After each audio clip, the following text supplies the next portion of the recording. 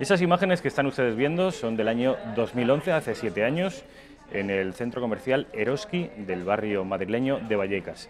Y esa señora que está hurgando en su propio bolso a instancias de un guardia de seguridad se llamaba y se llama Cristina Cifuentes. Este es el vídeo, exclusiva de OK Diario, que ha precipitado la dimisión de Cristina Cifuentes, una rueda de prensa multitudinaria a las 11:30 de esta mañana, en el que Cristina Cifuentes ha abdicado de su cargo como presidenta de la Comunidad de Madrid. Es un vídeo que, como les digo, ha hecho público OK Diario, no sabemos cómo lo habrá conseguido, se barajan muchas posibilidades en las redes sociales, no es el asunto de análisis en el día de hoy. Lo importante, la noticia de alcance, es que Cristina Cifuentes ha dimitido. Ahí están viendo cómo está hurgando en su bolso. Cristina Cifuentes robó, iba a decir presuntamente, no presuntamente, robó 2 cremas que son de una marca muy famosa y en el que, bueno, las consecuencias son muy claras. Ha dimitido Cristina Cifuentes como consecuencia de una compra que robó por el valor de 30 euros que luego acabó comprando. Estoy pidiendo a mis compañeras que nos veamos ya. Tenemos, como ven ustedes, a nuestra compañera Alba Vila. Alba, ¿qué tal? ¿Cómo estás? Hola, ¿qué tal? Muy buenas tardes. Alba Vila, saben ustedes que es la presentadora, copresentadora del informativo de Intereconomía. No tiene mucho tiempo la mujer para pasarse por aquí. Hoy has hecho una excepción, Alba. ¿Qué tal? Eres muy bienvenida. Vamos apurados de tiempo, pero bueno, Bueno, la semana que viene vuelves a repetir aquí, ¿eh? Lo intentaremos, no te prometo nada. No me promete nada. Ah, muy bien, fenomenal. Alba, estás preparando lo que vais a dar, el contenido del informativo del día de hoy. Entiendo que va a girar en torno a, obviamente, la noticia del día, Cristina Cifuentes. Cuéntanos un poco, en esa rueda de prensa que yo he anunciado a los espectadores, una rueda de prensa en la que se ha cobrado su dimisión, ¿qué ha dicho la presidenta, ya expresidenta? Así es, 35 días después de que saltase a la luz el polémico caso por las notas de la supuesta falsificación en torno a su máster, Cristina Cifuentes renuncia a la presidencia de la comunidad. Pero el llamativo de este caso, Rafa, es que lo veremos en el informativo también, veremos qué es lo que opinan los ciudadanos, porque Cristina Cifuentes dimite, pero lo hace por este vídeo y no por el polémico máster. Vamos a escuchar cómo dimitía Cristina Cifuentes, si te parece. Venga. Se han tergiversado de alguna manera, porque yo les he explicado que fue un incidente sin mayor importancia, algo completamente involuntario. No me di cuenta de aquello, se solucionó en el momento, yo aboné los 40 euros y punto. Ahí estamos viendo a Cristina Cifuentes, que abonó los... ¿Cuánto ha dicho? ¿Cuántos euros? ¿50 euros? 44 exactamente. 44 euros. Fíjense ustedes qué barata sale la dimisión de un político en España, 44 euros, cuando hay desfalcos, presuntos desfalcos millonarios en muchas partes de España, el caso Pujol, en Andalucía. Bueno, pues por 44 euros, aunque en realidad no son 44 euros, en realidad esto es la puntilla, han apuntillado a Cristina Cifuentes porque el grueso de la polémica no es esto. Así es, Cristina Cifuentes ha comenzado la rueda de prensa defendiéndose, diciendo que es algo totalmente personal, fuera de lo político, y que lo ha calificado como un error involuntario. Vamos a verlo.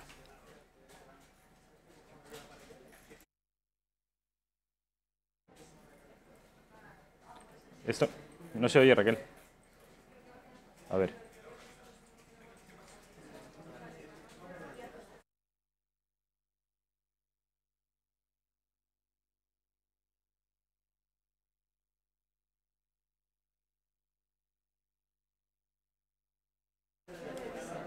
Esto obviamente no son las declaraciones de Cristina Cifuentes, unas declaraciones en las que decía que se correspondía a un error involuntario. Además, también ha achacado todo este proceso, Rafa, a una campaña de acoso y derribo que se ha hecho contra ella. Pero antes de lo de la campaña de acoso y derribo, lo de error involuntario, ¿tú alguna vez que has ido por el Corte Inglés, se te ha caído involuntariamente algún perfume, alguna cosa en el bolso? A mí personalmente no me ha pasado, pero esta mañana estaban comentando en la redacción como ella llevaba una bolsa de la compra, que salen esas imágenes que veíamos y que podría haber sido que se le cayese dentro. No una, sino 2, ¿no? 2. 2, es posible. Bueno, es difícil, pero es posible. De hecho, es la versión oficial de la presidenta de la Comunidad de Madrid. A ver si la podemos ver. Una exposición permanente, linchamiento también ha habido. Mañana, tarde y noche. Por tierra, mar y aire. Lo que ha ocurrido hoy ya traspasa una línea. Todas esas líneas rojas que se han traspasado, que yo jamás creí que ocurriría, de utilizar la vida personal, son unas informaciones que vienen a dar un paso más en lo que sin duda alguna supone una campaña de acoso y derribo, una campaña que ya dura bastante tiempo, una campaña que dejó de ser política para convertirse en personal. Espero de verdad que se reconduzcan ciertas cosas en el futuro, todas esas líneas rojas que se han traspasado, que yo jamás creí que ocurriría, de utilizar la vida personal. De utilizar la vida personal. Se le ha atacado personalmente, se le ha atacado desde cielo, tierra y aire, según sus propias palabras.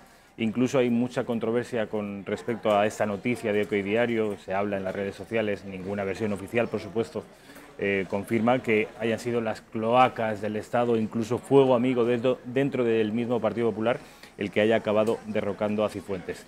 De esto no se sabe nada, pondría la mano en el fuego de que nunca se va a saber nada, pero sí que hay sospechas.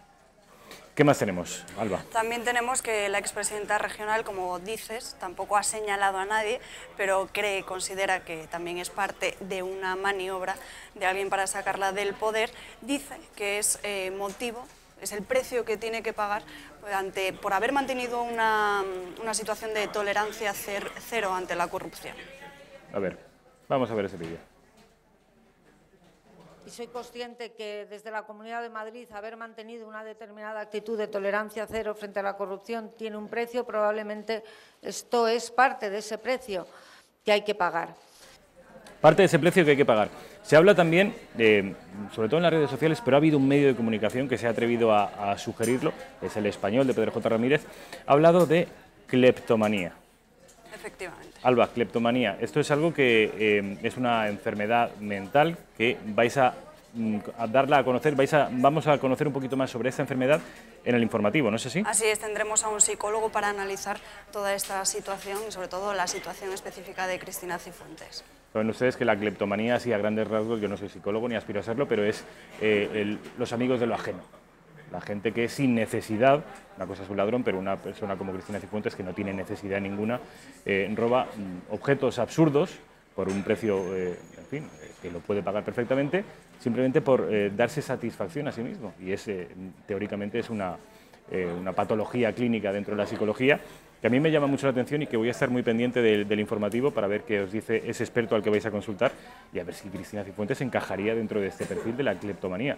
Desde luego, si fuera así, pues yo no sé si esto podría suponer un eximente a su actitud, pero estaría bien dejarlo negro sobre blanco. Hay que matizar, Rafa, también que esto se corresponde a un hurto, no a un robo, porque es una cifra inferior a los 400 euros. Cifuentes abonó esa cantidad sin esperar a que llegase la Policía Nacional, porque según se lo comunican a la comisaría, los agentes reconocen inmediatamente a Cristina Cifuentes y les dicen que la pongan en libertad inmediatamente. Y es cuando Cristina Cifuentes se ve obligada a salir por la puerta trasera de ese supermercado. Desde luego, qué bochorno, qué necesidad hay de esto. Yo sigo sin entenderlo, que puedan ocurrir estas cosas a un político que estaba cobrando, según se ha dicho, del orden de 50 o 60.000 euros en ese momento, robar o hurtar, por mejor decir, unas cremas por 40 euros. Yo entiendo que debe encajar, ya digo, en esta psicopatología clínica que es la cleptomanía y de la que vamos a saber más en el informativo. Háblame de plazos, Alba.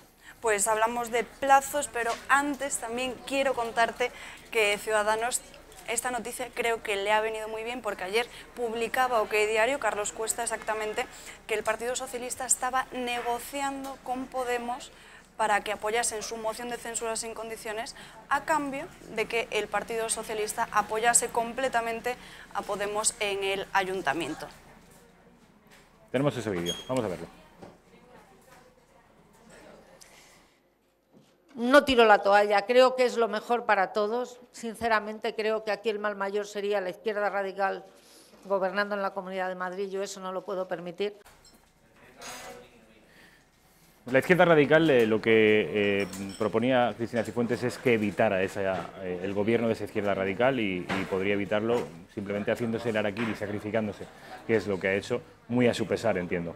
Ahora sí, Alba, plazos. Ahora, ¿qué va a ocurrir? ¿Cuándo va a ocurrir? ¿Cuáles pueden ser los protagonistas? En fin, ¿a partir de ahora qué? Pues ahora la presidencia de Cristina Cifuentes ya es historia y se abre un nuevo panorama político en la región. Según el reglamento de la propia Cámara de la Asamblea, tienen 15 días para la presidenta de la Asamblea, Paloma Andrados, para convocar, para proponer a un candidato. Entonces, después de haber pasado una ronda de consultas, una vez que proponga a ese candidato y conozcamos el nombre, en un plazo de otros 3 y 7 días, se abriría la fecha para votar y elegir a un presidente, es decir, una celebración de un pleno de investidura.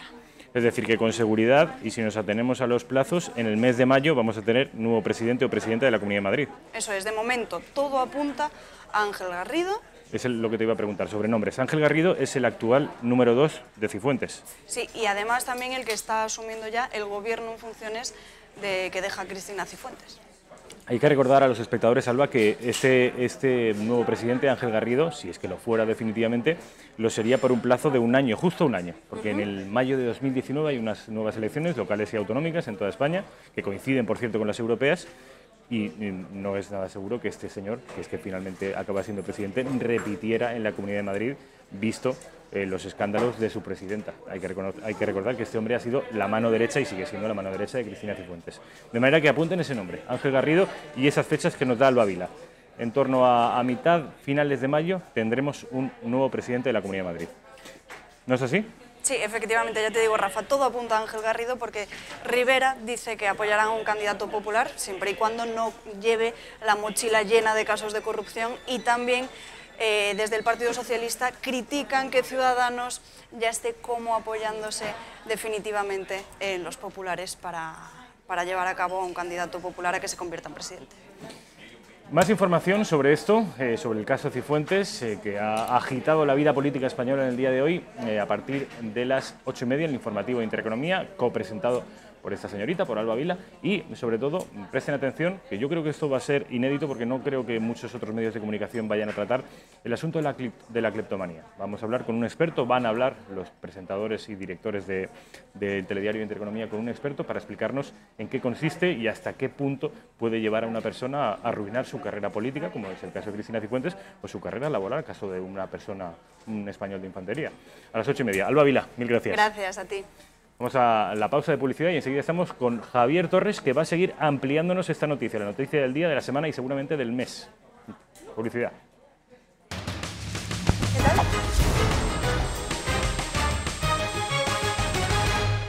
¿Qué tal? ¿Cómo están? Bienvenidos de nuevo a la redacción abierta. Tenemos aquí al compañero Javier Torres. Javi, ¿qué tal? ¿Cómo estás? Rafa, muy bien. Tenemos aquí preparadas unas totaladas que se llaman en el lenguaje, en el argot periodístico, relacionadas con Cristina Cifuentes. Son unas totaladas que ha pedido Javi a nuestro equipo de producción, de realización, y le he pedido, por favor, que ahora durante la publicidad... No, que las sí, has pedido tú, que eres el director de este programa. Porque esta es ya la defensiva, Javi. No. ¿Las has pedido tú, no, Rafael? Has traído unas totaladas porque vas a hablar de Cristina Cifuentes. Ajá. Le he dicho, ¿las puedes dar? Todo eso durante la publicidad. ¿Puedes darles paso tú? Y me ha dicho, ¿qué voy a darle paso yo? Tú eres el maldito director, tira pa'lante. Tira pa'lante. Bueno, veo que no dices la verdad ni en directo ni tampoco fuera de cámara, Rafael. Bueno, bromas aparte, Javi y yo somos muy amigos, él se cree que es muy amigo mío. Javi, fuera de coñas.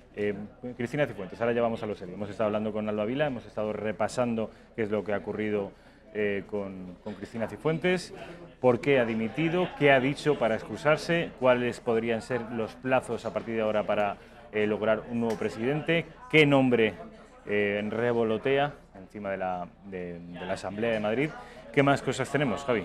Bueno, estamos ahora elaborando, ¿no?, un vídeo sobre la guerra interna dentro del Partido Popular. La verdad que desde el momento en el que Mariano Rajoy se hace con el liderazgo del partido, es presidente del Partido Popular, los casos de filtraciones y guerra sucia, ese término usado tan a menudo de fuego amigo, pues desde que Rajoy es presidente, esto la verdad que ha sido una constante. Y yo diría incluso desde el Congreso de Valencia en el año 2008, Rajoy, cuando invita a conservadores y liberales a marcharse del partido, Rajoy se obsesiona de una manera bastante fuerte con los enemigos internos en el partido, con cualquier figura del Partido Popular que pueda hacerle sombra. es, en fin, eliminada automáticamente. En el caso de Cristina Cifuentes, eliminada desde un punto de vista político, siempre hay que sobreentiende Rafael el sobre matiz. un punto de vista político. En el caso de Cristina Cifuentes, ella es la candidata del Partido Popular a la Comunidad de Madrid en 2015, recordarán, ella gana esas elecciones. Por eso hoy la pregunta es, en primer lugar, ¿quién ha filtrado el vídeo de Cristina Cifuentes? Y en segundo lugar, ¿quién lo ha tenido 7 años en un cajón, ¿no? Porque si se toma por buena la versión de que ese vídeo lo ha filtrado alguien dentro del Partido Popular, cuando Cifuentes es candidata a la Asamblea de Madrid en 2015, ese alguien ya sabía lo que tenía en sus manos, es decir, un vídeo de un material muy sensible que podría destruir, como así ha sido, la carrera política de Cifuentes. Es decir, que alguien dentro del partido habría tenido este vídeo, lo habría guardado todos estos años para, en el momento adecuado, sacarlo y eliminar a Cifuentes. O sea que ella se presentó a las elecciones de Madrid en el año 2015 con una parte del partido sabiendo este punto débil, Rafa.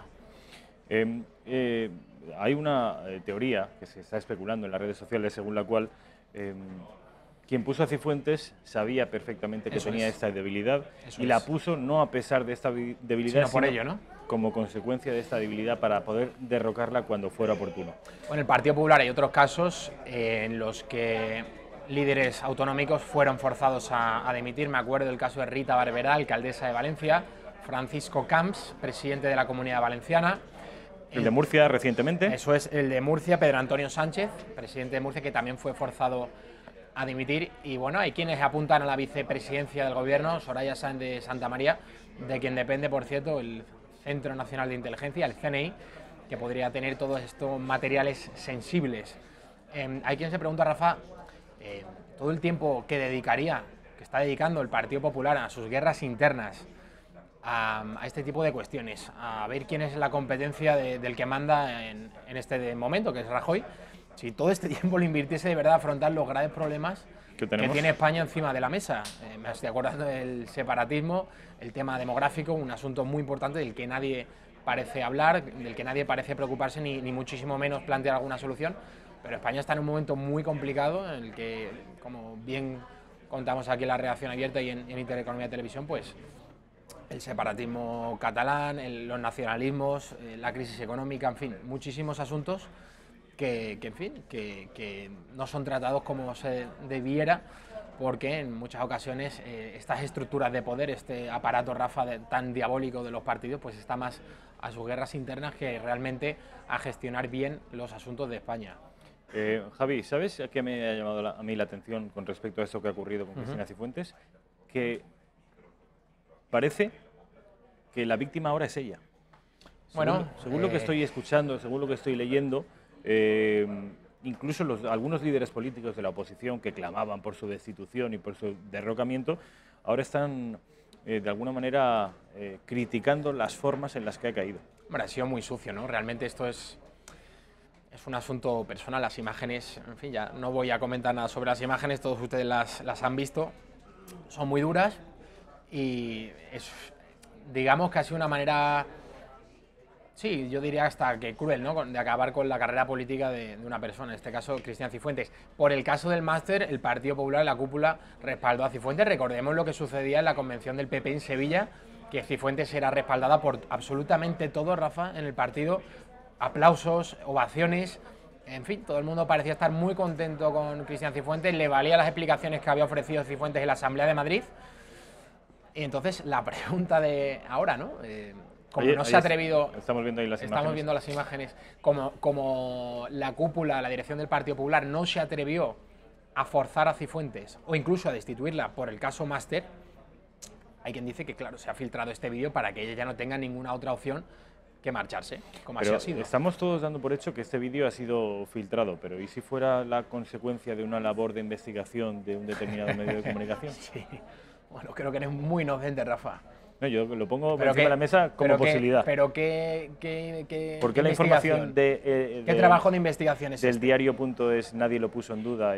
Bueno, pues yo sí lo puse en duda. Yo creo que se trata de dos filtraciones bastante claras. Yo no seré quien eche piedra sobre el periodismo de investigación. Hay muchos compañeros que hacen un trabajo muy bueno Pero hombre, esto ya no somos niños, Rafael. Yo creo que esto es bastante evidente. Se filtra el vídeo justamente ahora, cuando Cifuentes está en la picota, justamente cuando a muchos en su partido les conviene quitársela encima. Esto, por cierto, también ha supuesto un balón de oxígeno tremendo a Albert Rivera, a Ciudadanos, porque ya no se tienen que sumar a esa moción de censura con PSOE y sobre todo con Podemos. Esa foto de Albert Rivera con Podemos yo creo que sería letal para él, ¿no? ¿Te das cuenta que siempre Incluso acaban... diría que para Ángel Gabilondo, candidato del Partido Socialista, yo creo que también ha respirado con la dimisión de hoy, pero no me cabe ninguna duda. ¿Te das cuenta que siempre los beneficiados de todo lo que pasa últimamente son Ciudadanos?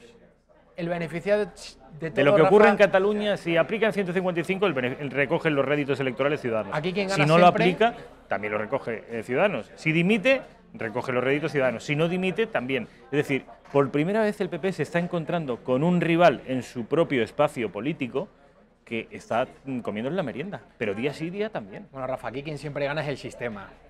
Ciudadanos es un partido nuevo. No estoy diciendo que lo creas el sistema ni que todo esto obedezca a una conspiración internacional, no. Estoy diciendo que Ciudadanos, hay un momento en el que el PP y el PSOE, acusados por sus propios escándalos de corrupción, en fin, conviene al sistema y a determinados sectores económicos que Ciudadanos sea una alternativa real y factible al gobierno, hasta entonces a ese turnismo político entre el Partido Popular y el Partido Socialista, que Ciudadanos pueda coger ese testigo, y lo estamos viendo, ¿no? Las encuestas de los últimos meses también a raíz del problema catalán, en el que Ciudadanos ha actuado con bastante más acierto que el Partido Popular, pues Ciudadanos es hoy una opción bastante real de poder llegar a la Moncloa. Muchos de los votantes disgustados con el Partido Popular se están pasando a Ciudadanos, y por eso que comentaba anteriormente, Rafa, de la moción de censura, que es una gran noticia para Ciudadanos, que no se produzca tal con esta dimisión de Cifuentes, porque si Ciudadanos hubiese sido empujado a presentarse a esa moción de la mano de Podemos y del Partido Socialista, pues muchos de esos votantes quizá hubieran dudado, ¿no?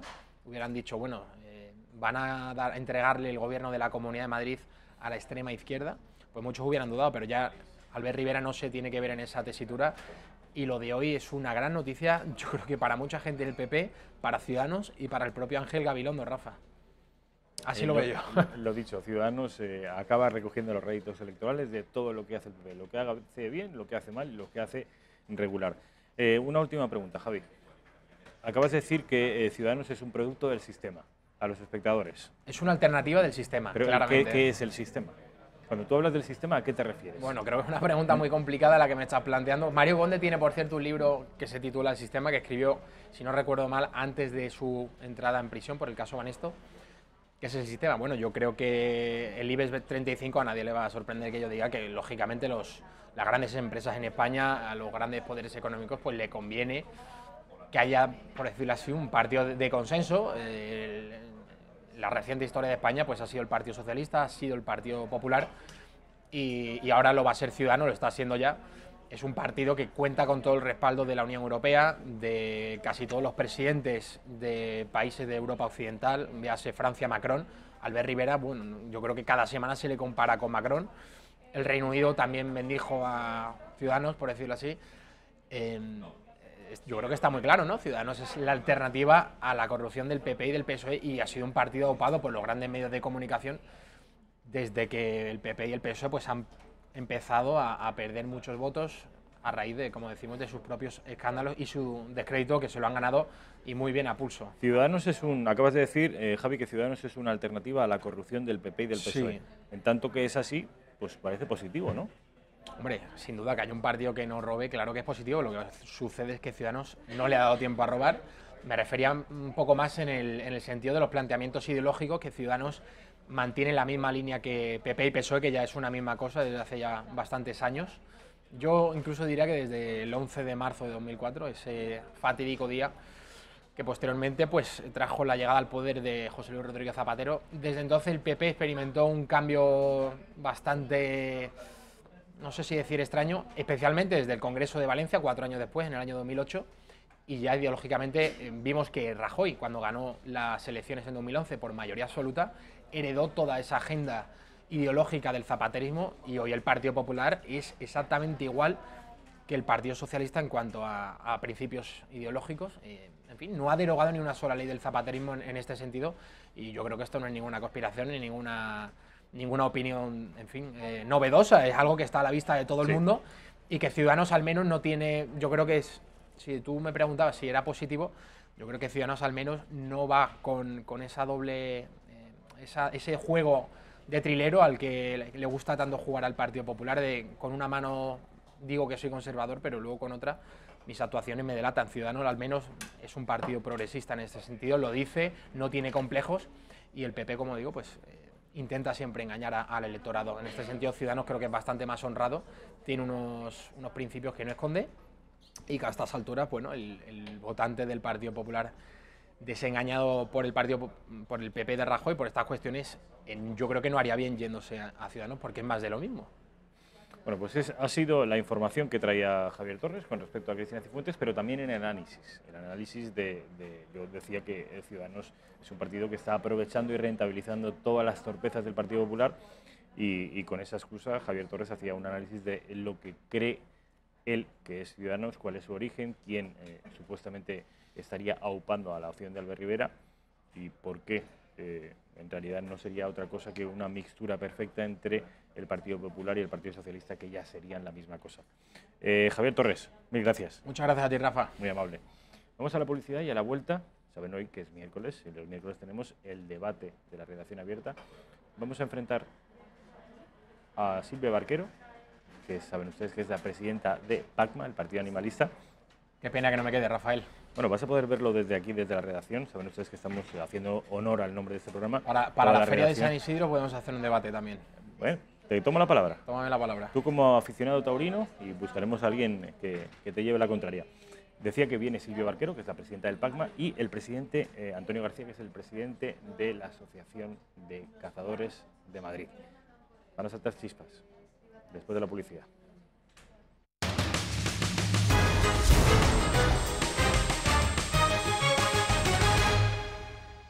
Ya estamos de vuelta en la redacción abierta de Intereconomía.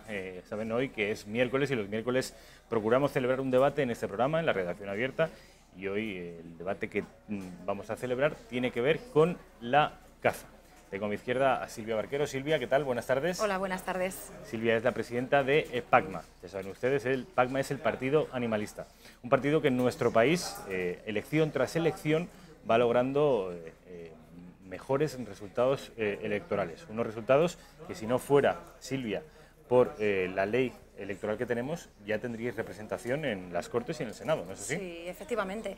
Mira, creo que el mejor ejemplo para entender en qué situación se encuentra el Partido Animalista y el apoyo que recibe de la sociedad española es que tenemos tan solo 312 votos menos que el PNV, el partido que tiene 5 diputados, representación, el grupo parlamentario propio en el Congreso, y está negociando los presupuestos generales del Estado con el Gobierno.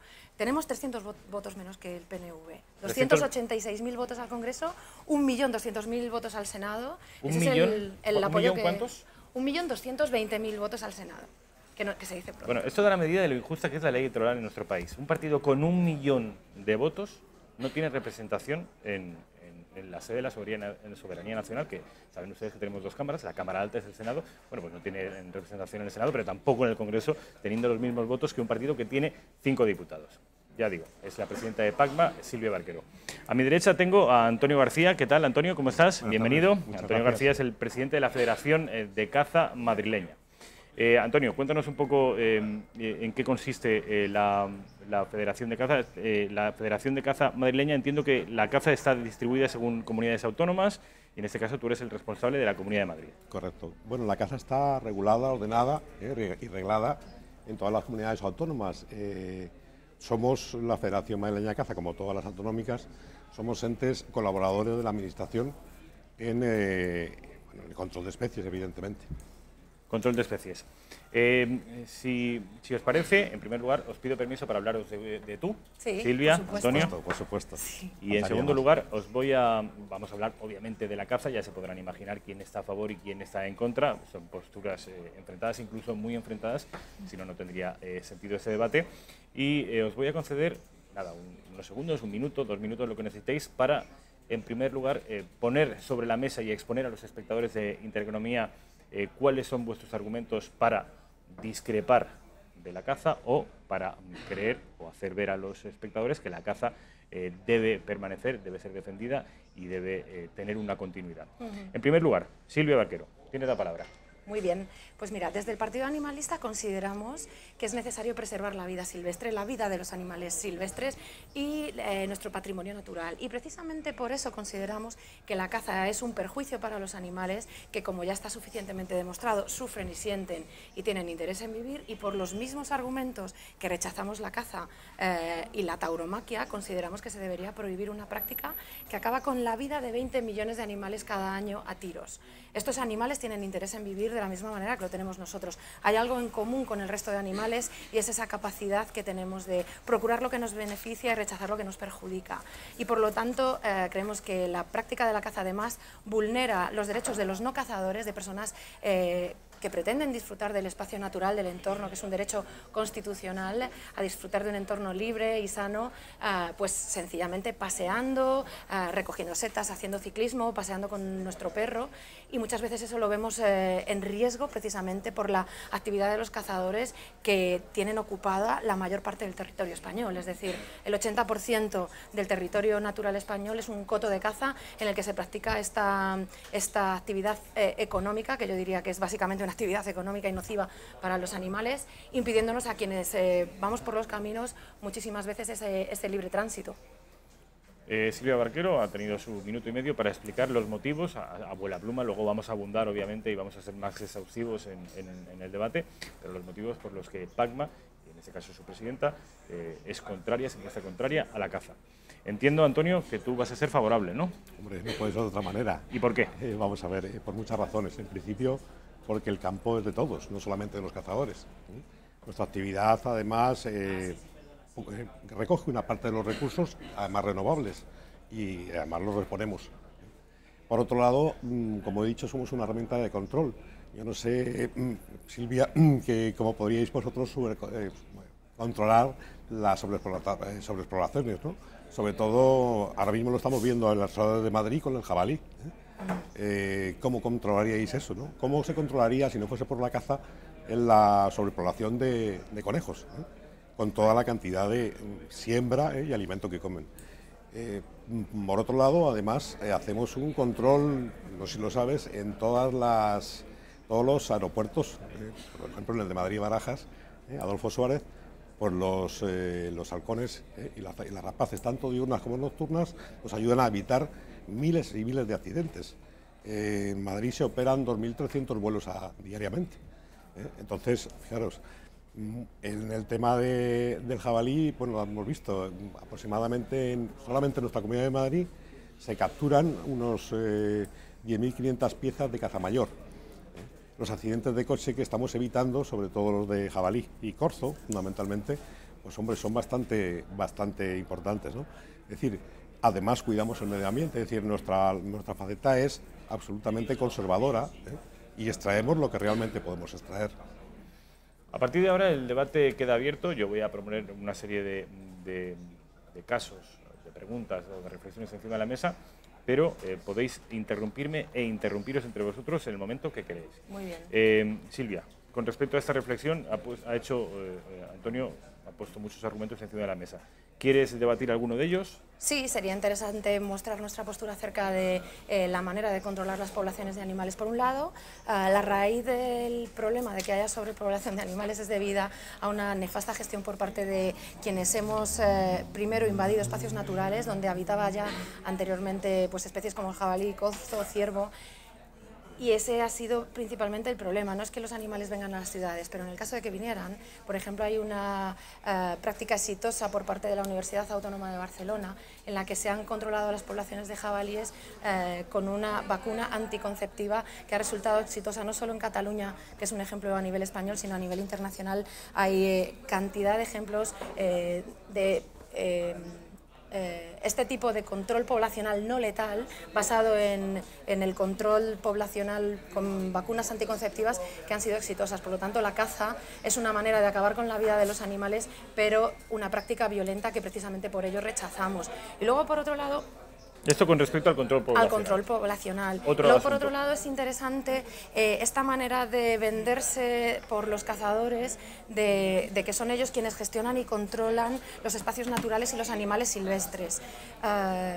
Bueno, yo entiendo que hay otras maneras de hacerlo, no creo que los cazadores lo hagan por la necesidad de controlar animales o por un bien común, porque creo que se caza porque hay un interés económico y por un placer en acabar con los animales como una práctica deportiva lúdica.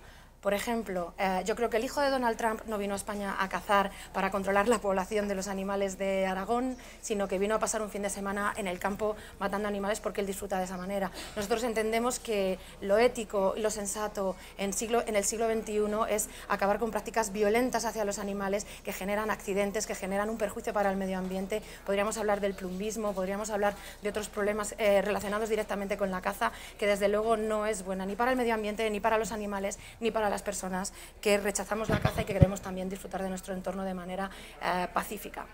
Bueno, simplemente con respecto a la primera parte y control, evidentemente hay muchas maneras de controlar, ¿no?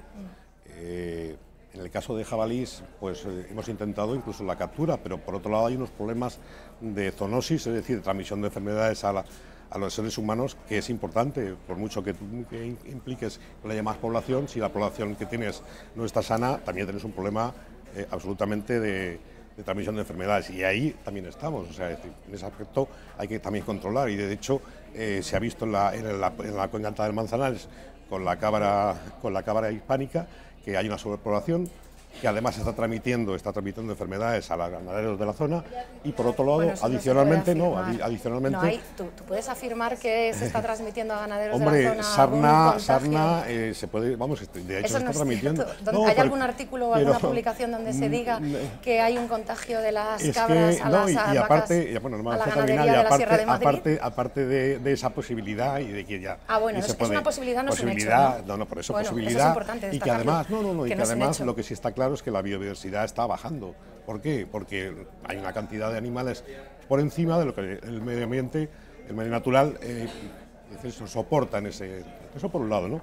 Con respecto a la ética, yo sí te diría que, hombre, la caza tiene muchos valores, ¿no? Entre otros los económicos, los medioambientales, los sociales y los culturales. En la persona que vino aquí a España a cazar, y como vienen muchísimos extranjeros, también les atraen, aparte de valores y tradiciones, pues les atraen también y nos aportan los valores económicos a nosotros, a toda España. Sí, o sea, yo sí no veo que sea solamente una especie de placer absoluto, no, es decir, hay muchas. Es decir, yo creo que hay dos valores fundamentales y hay valores muy importantes. Que dibujan la caza. Es decir, por un lado, este factor económico, que yo creo que hay muchísimos intereses. Seguimos viviendo, desgraciadamente, en el país de la escopeta nacional, que se retrataba en aquella película. Es decir, cotos de caza que generan dinero para personas concretas que se lucran de organizar monterías en las que cada puesto cuesta un montón de dinero, al que solo pueden acceder personas económicamente bien dotadas, pero por otro lado creo que sí que es cierto que es una práctica violenta de la que solo disfrutan personas insensibles con los animales. Esto es algo clarísimo, porque desde luego, ¿quiénes protegemos a los animales? ¿Quiénes encontramos un animal herido?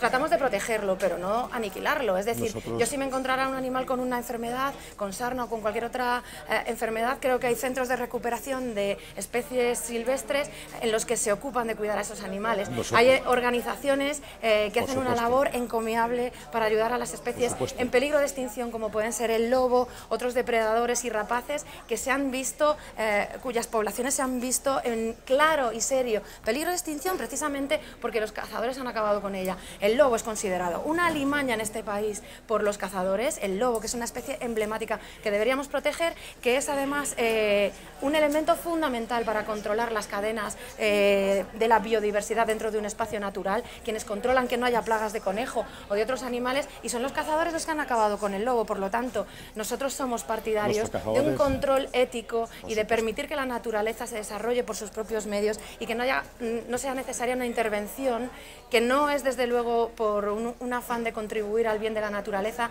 sino por un afán económico y de disfrutar una actividad nociva en fin de semana. No hay un afán económico exclusivamente, Silvia. Vamos a ver, hay unos motivos, unos valores en la caza social, en la caza de día a día, que no es la caza de los ricachones de España, ni mucho menos del millón casi de cazadores que hay en España.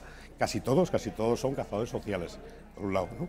Con respecto a lo que has comentado... ¿Qué significa esto, cazador social? No, cazador de rango rural, es decir, cazador de escopeta y perro, de nada de rifles de grandes calibres, sino y mucha gente que realiza la caza. ¿Hay 1 millón de cazadores en España? Sí, sí los hay, de practicantes y además deportistas que todos los fines de semana salen al campo con sus perros a entrenar los perros.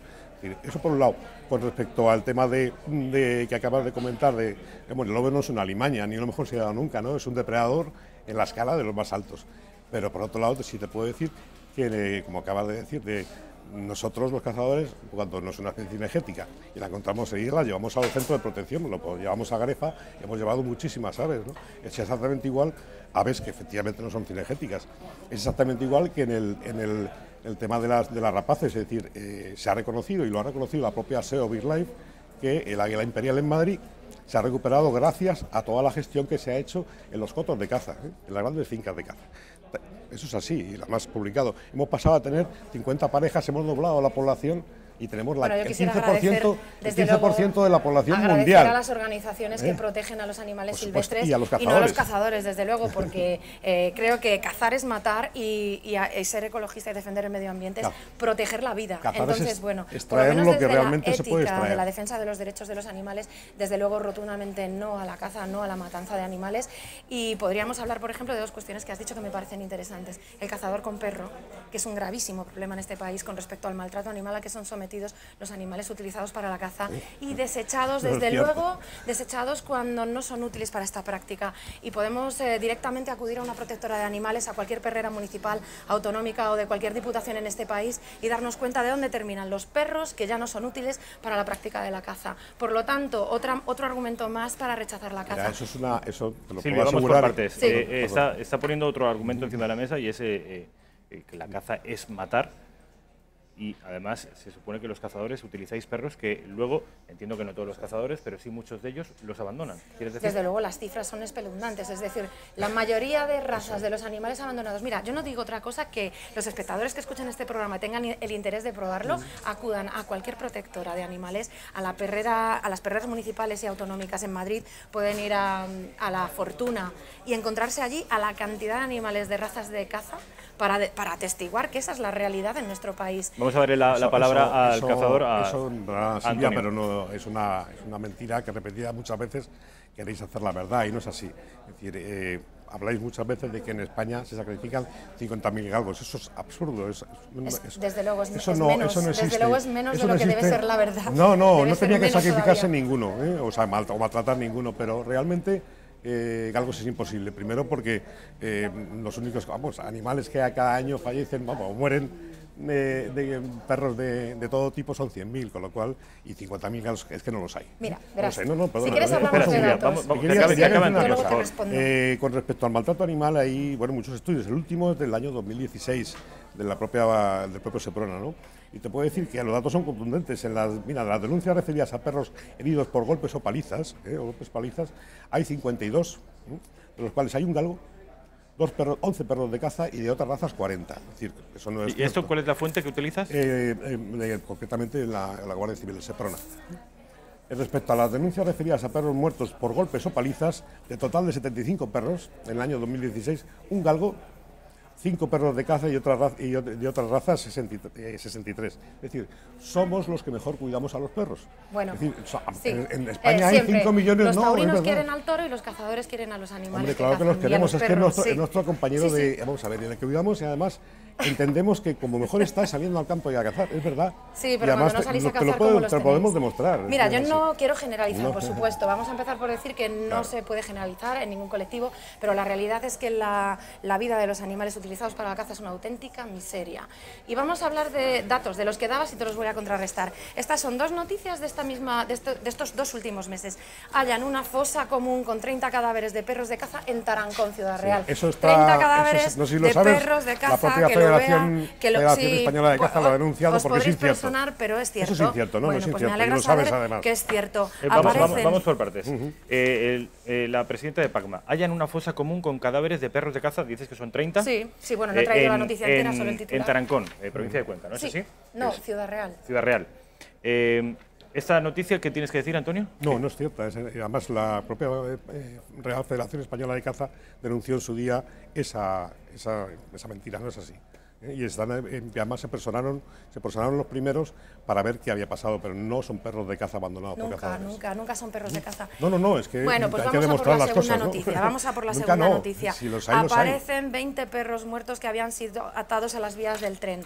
Mis propios compañeros de Pacman Sevilla encontraron estos animales, pasaron el microchip a uno, era un perro registrado como perro utilizado para la caza. En Andalucía los perros se registran según el uso que se les dé. Eso fue en y Sevilla. tú lo puedes registrar como animal de compañía o como perro de casa. También conoces el caso. Está denunciado. Bueno, a ver, no voy a sacar aquí el ayer, historial de los horrores ayer, de las Antonio, noticias diarias, sí. pero esta es la verdad de la caza. Ese segundo caso está denunciado por la Federación Andaluza de Caza. Exactamente, porque es una fotografía de perros que no sabemos si son de cazadores, el primero, ¿no? En cualquier caso, y si fuera de un cazador, entiendo que a vosotros esta práctica os debe parecer aberrante, claro. Aberrante, pero ¿por qué esos perros tienen que ser de cazadores, lo primero? Es que lo son, o sea, quiero decir, no es que tengan que ser, es que lo son, es que eran cadáveres de galgos, es que estaban identificados con el microchip como galgo, es que hay sentencias a cazadores que han ahorcado a sus perros, que los han matado, los han tirado a pozos, en Castilla y León, en todas las comunidades donde se utilizan porque esto lo haya hecho un cazador, generalizar sobre todos los cazadores. No, pero yo estoy poniendo datos e información encima de la mesa. Bueno, quiero decir, ellos siempre desmienten, pero la realidad es esta. Mira, Silvia, ayer mismo se desmintió una noticia, la ha desmentido Fapas. Que creo que sabéis quiénes son. Que no, bueno, mira, no debe perdona, ser, no debe ser. No debe ser. Un momento, porque yo no sé. Claro, Silvia, yo no sé quién es Fapas y la mayoría de los espectadores de Intereconomía tampoco saben quién es Fapas. Fapas es el Fondo para la Protección de Animales Salvajes, creo yo, porque no me sé exactamente las siglas. Bueno, pues ayer, que esta mañana me ha llamado Roberto para decir que va a mandar una solicitud de rectificación a Javi Sedal porque se miente. Y cuando se miente y nuestros compañeros de Fapas ven que nos utilizáis a personas que trabajamos en colaboración para decir que lo que decimos es mentira. Los espectadores de Intereconomía se están perdiendo porque ni siquiera ha podido decir la noticia. Espérate a que la enuncie y luego la desmiente. Tengo que esperar a que cuenten mentiras. No, pero vamos a ver, yo no voy a contar ninguna mentira. Voy a contar, Silvia, una noticia de las redes sociales de ayer. A ver, ¿cuál es esa noticia? Y luego la desmiente, Silvia, pero primero que los espectadores la conozcan. Es un vídeo que aparece un perro que cogiendo un jabalí y diciendo que ese es el maltrato de los animales de caza, de cazar. Es un perro asilvestrado que no es de ningún cazador y no es en ninguna acción de caza. Entonces, bueno, pues hay que decirlo claramente que es así, ¿no? Entonces aprovechan vídeos y se aprovechan argumentos que, bueno, que se caen por su propio peso, es así, ¿no? Además, Silvia, este vídeo y Pues nada, que inmediatamente publicada esa noticia, Roberto, el presidente de Fapas, me ha escrito un correo electrónico para pedirme disculpas por lo que ha sucedido y vamos, bueno, él está pensando en emprender acciones legales contra Javi Sedal por esa mentira. Bien. Y porque tenéis que saber que no nos vais a enfrentar, que quienes estamos de acuerdo en trabajar en favor de la naturaleza y los animales, no vamos a permitir que nadie nos enfrente y que mentiras vertidas en medios como Javi Sedal, que miente una y otra vez cuando suelta noticias y se hace eco de noticias falsas, pues... Al revés, ¿no? Fíjate, los medios de comunicación y sobre todo si no están presentes y no se puede defender, vamos a excluirlos del debate. Por favor, que sea entre vosotros dos. Antonio, vamos a cambiar de tercio porque yo creo que esto no da más de sí. Una pregunta directa para la presidenta del PACMA. ¿Cazar es asesinar? Bueno, cazar es matar animales por millones. Pongámosles el calificativo que queramos, pero desde luego no es ético hacia los animales que tienen interés en vivir, hacia animales que tienen una capacidad de sentir y sufrir como la tenemos nosotros, reconocido por la Declaración de Cambridge sobre la sintiencia animal, y creo que la sociedad española lo rechaza claramente, y lo rechaza de la misma manera que rechaza la caza. Hay un movimiento social imparable en favor de los derechos y los intereses de los animales que se ven reflejados en nuestro crecimiento electoral, y se ve reflejado también en el descenso en el número de cazadores. Decías que sois 1 millón. Esto ha ido decreciendo con los años y ahora mismo son 850.000 y se encuentran cada vez con más rechazo social hacia una práctica que no es ética, que no respeta a los animales, que significa un perjuicio terrible para los perros utilizados para esta práctica y que por lo tanto tiene sus días contados. Creemos que la caza forma parte de nuestro pasado, pero desde luego no de nuestro futuro. Silvia, yo te iba a preguntar, si para vosotros cazar es asesinar, y la pregunta que te iba a hacer inmediatamente después era si en tal caso un cazador es un asesino, porque los cazadores os manifestabais hace un par de semanas, el domingo pasado, una semana en toda España, y entre otras cosas reclamabais lo que considerabais el cese de los insultos y las vejaciones por parte de los grupos animalistas, según lo que hemos podido conocer y he leído en los medios de comunicación. Sí, bueno, lo ha podido a ver, ver. Además, explica a los espectadores, si eres tan amable, Antonio, en qué consistían esas manifestaciones y bueno, vamos a ver, qué tenéis en contra de los grupos animalistas. Vamos a ver, esas concentraciones, que no fueron manifestaciones, se hicieron en 40 ciudades de España y el objetivo era pedir respeto precisamente frente a los grandes agravios que hay en las redes sociales, que llegan hasta licitar, llegáis hasta el delito de odio prácticamente, ¿no? Es decir, llamándonos asesinos sistemáticamente. Y poniendo vídeos, pues de alguna manera, que no son ciertos, ¿no? Para que quede claro, ¿consideras que los cazadores son asesinos, Silvia? Yo ya he definido lo que yo considero, desde luego me puedo reiterar y te puedo volver a contar lo mismo. La caza es un perjuicio para los animales terrible, la caza es una herramienta de control, es una actividad reglada, regulada y legal. Entonces, es decir, una actividad absolutamente necesaria de control de los espacios naturales, estamos de acuerdo de que control es, de la que es naturaleza. legal todavía, Y además has dicho una cosa que no creo que sea cierta, es decir, hay modalidades de caza y tradiciones de caza en las cuales ni siquiera se matan a los animales. Está el silvestrismo y está otras cazas, ¿no? Bueno, el silvestrismo pero es que denunciado... todos somos asesinos de animales, no pues es verdad. Es decir, y contra lo que decís vosotros y decir las redes sociales, y decir, es una paliza, es un diccionario de insultos día a día. Entonces, en esa medida iba nuestra reivindicación del día 15 de abril. Bueno, el hecho de que el colectivo de cazadores haya tenido que salir a la calle creo que responde más bien a que están viendo como el avance de la ética y la moral en favor de los animales les está dejando en muy mala situación. Que noticias como las que he mostrado permanentemente de perros abandonados, de perros ahogados, de perros ejecutados de la más terrible manera, os deja en muy mala situación, y eso está siendo cada vez más cuestionado en un país que está avanzando en valores que en Europa ya se están llevando adelante. Es decir, sí que es cierto que tenemos un retroceso, con un cierto retraso con el resto de países europeos, donde la caza es rechazada, donde hay un debate social sobre la caza mucho más avanzado que en España. Creo que somos el segundo país en Europa donde más se caza, porque España entera, como decía antes, es un coto de caza, pero creo que en esa manifestación estabais tratando de darle la vuelta. Aquí las víctimas de las escopetas y de las balas son los animales, no son los cazadores. Las auténticas víctimas en todo esto son los animales. Entonces, el tratar de convertir al colectivo de cazadores en un colectivo victimizado responde más bien a una estrategia errónea, creo yo, al avance social en la sensibilidad hacia los derechos de los animales. No, yo creo que no. Vamos a ver, en esas concentraciones, que además invitamos a toda la gente que viene, lo que queríamos además era presentar y decir lo que hacemos y explicar lo que hacemos.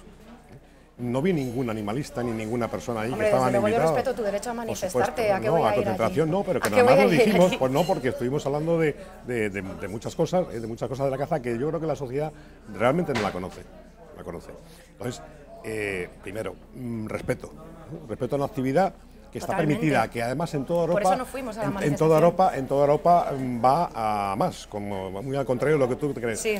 Hay países, por ejemplo, como Kenia, que acaba de avanzar, llevaba sin cazar 41 años, desde el año 1977, y resulta que van a volver a admitir la caza. ¿Por qué? Por muchas razones. Primero, porque tienen una bajada de animales salvajes del 70%.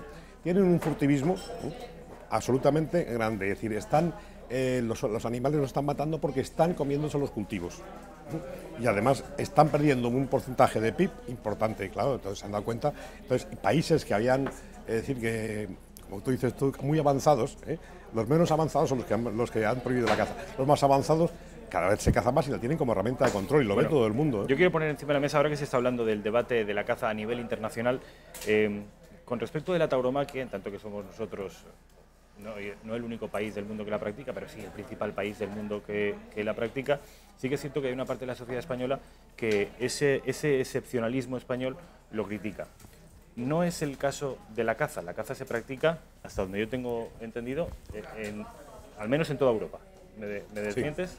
Pregunto. Es correcto, sí. ¿Hay algún lugar de Europa en el que esté prohibido? Sí, mira, en Suiza hay algunos cantones en los que ya está prohibido, y en Alemania también hay zonas en las que ya se ha prohibido la caza con muchísimo éxito, porque no ha habido necesidad de controlar a los animales, no se han comido a las personas, no ha habido ninguna hecatombe, es decir, la caza no es necesaria y ya se ha ya se ha demostrado en un cantón en Suiza, en Alemania, en una región muy concreta y muy delimitada, y en países como Costa Rica, donde también está prohibido, donde la naturaleza ahí es exuberante, donde se puede ¿Cómo gestionaría, hacer perdóname un que te haga turismo una pregunta, ecológico Silvia, ¿cómo gestionarías visitando los jabalíes? a los animales que viven en libertad y en paz? ¿Cómo gestionarías la superpoblación de jabalíes aquí en Madrid?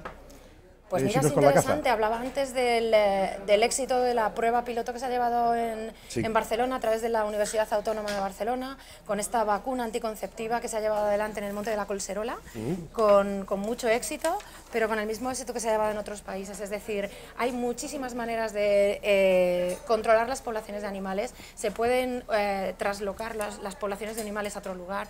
También es cierto que, por ejemplo, me sorprende que mientras aquí se está diciendo que hay una sobrepoblación de jabalíes, en la Comunidad Valenciana han estado trayendo jabalíes del norte de Europa para cazar a cotos privados. Esto quiere decir que realmente no hay esta superpoblación de animales y que si queremos podemos, desde luego, yo creo que es una falta de voluntad el controlar poblaciones de otro modo que no sea acabando a tiros con los animales. No, pero poblaciones que estén sanas. La Federación Madrileña de Caza ha traslocado conejos en toda la Comunidad de Madrid, sanos, revisados y vacunados. No pasa nada, ¿eh? Si se puede, y además estamos evitando plagas agrícolas, pero lo que no podemos es traslocar jabalíes. Primero hay que capturarlos y traslocarlos con un montón de enfermedades transmisibles al hombre y a otros animales. Eso es así. Hay un debate abierto con respecto a la cuestión económica. Yo, por lo que he podido informarme en la preparación de este debate, los colectivos animalistas, incluso personas que no pertenecen ni mucho menos al PACMA, pero que son contrarias a la caza, le niegan por completo la cualidad económica a la caza.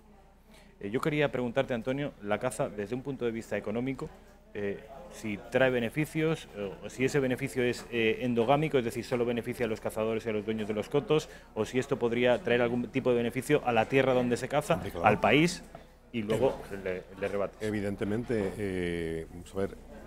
¿Por qué interesa a España mantener la caza? Desde un punto de vista económico, no estamos hablando ya de cuestiones... Desde el punto de vista económico, pues mira, muy rápidamente, desde el punto de vista económico hay unas 187.000 personas, desde un último estudio de Artemisan, que es una empresa que además lo ha realizado Deloitte, viviendo de la caza o con relación a la caza, ¿vale? 187.000. 7.000 personas. Con empleos directos unas 60.000. Y genera aproximadamente en España entre ingresos directos e ingresos indirectos del orden de unos 6.500 millones de euros. Es decir, eso es una cantidad muy, muy importante, ¿no? Es una cantidad que sumada a la agricultura y a la ganadería estamos hablando de un 12, un 14% del PIB español. Fíjate si merece la pena. Solamente la caza, ya digo, genera entre un 0,3 y un 0,5% del Producto Interior Bruto. Ya está bien, ¿eh? O sea, mira si es importante. Bueno, es interesante, Silvia. si es solo un 0,3 yo creo que podríamos prescindir de ello, pero fíjate que claro, lo querías sumar a la agricultura y la ganadería, que no tienen nada que ver con la caza, quiero decir, yo creo que son actividades completamente, que se deben diferenciar completamente. Mucho que ver. Si solo es el 0,3 me dejas tranquila porque creo que una sociedad debe evolucionar en valores, creo que quienes... también disfrutamos del mundo rural, sabemos que solamente unas pocas personas son las que se benefician claramente de esta práctica, los propietarios de cotos de caza, los que organizan monterías, y creo que hay una manera muy clara de generar un motor económico en este país y es basándonos en nuestro patrimonio natural, disfrutando de un turismo sostenible en nuestro patrimonio natural, es que es compatible de un turismo perfectamente. ecológico, de un turismo sostenible que no contamine el medio ambiente como hace la práctica y la actividad de la caza, que está soltando y liberando en el entorno 6.000 toneladas al año de plomo, un metal altamente contaminante que está contaminando lagunas, ríos y cauces fluviales, que lo comen las aves, se contaminan y estas mueren, y que mueren los animales que también se comen a estos otros, y que está contaminando claramente y envenenando cadenas tróficas de animales. Y por lo tanto, yo personalmente y el partido al que represento somos partidarios de generar un nuevo motor económico basado en el respeto real a la naturaleza y a los valores de disfrutar de la naturaleza en paz y de manera compatible. Es decir, lo que no puede ser, por ejemplo, es que yo, que vivo en un pequeño pueblo donde se practica la caza, cuando hay una batida, cuando los cazadores salen al monte de octubre a febrero, yo no pueda salir a disfrutar del monte con mi perro. Esto es terrible. Esto es terrible, de verdad. O sea, Pero cazadores que disparan a menos de 100 metros de los caminos públicos, cazadores que tienen invadidos porque todo es un coto de caza. Entonces, ¿dónde quedan mis derechos? Pero por esa irregularidad, perdóname, no poder directamente pensar en prohibir la caza. Entonces, ¿cuánta gente se salta semáforos? ¿Cuánta gente conduce por prohibido? Bueno, pues ¿Cuántos kamikazes hay? Eso ya es delito. Bueno, ya es delito. No, pero bueno, ¿eh? pues no, bueno, Silvia, delito entonces, no. si se redujera la caza a una localización concreta, ¿la respetaríais? Mira, yo creo que se pueden ir dando pasos. Se pueden ir dando pasos y creo que se puede prohibir la caza, por ejemplo, en parques nacionales.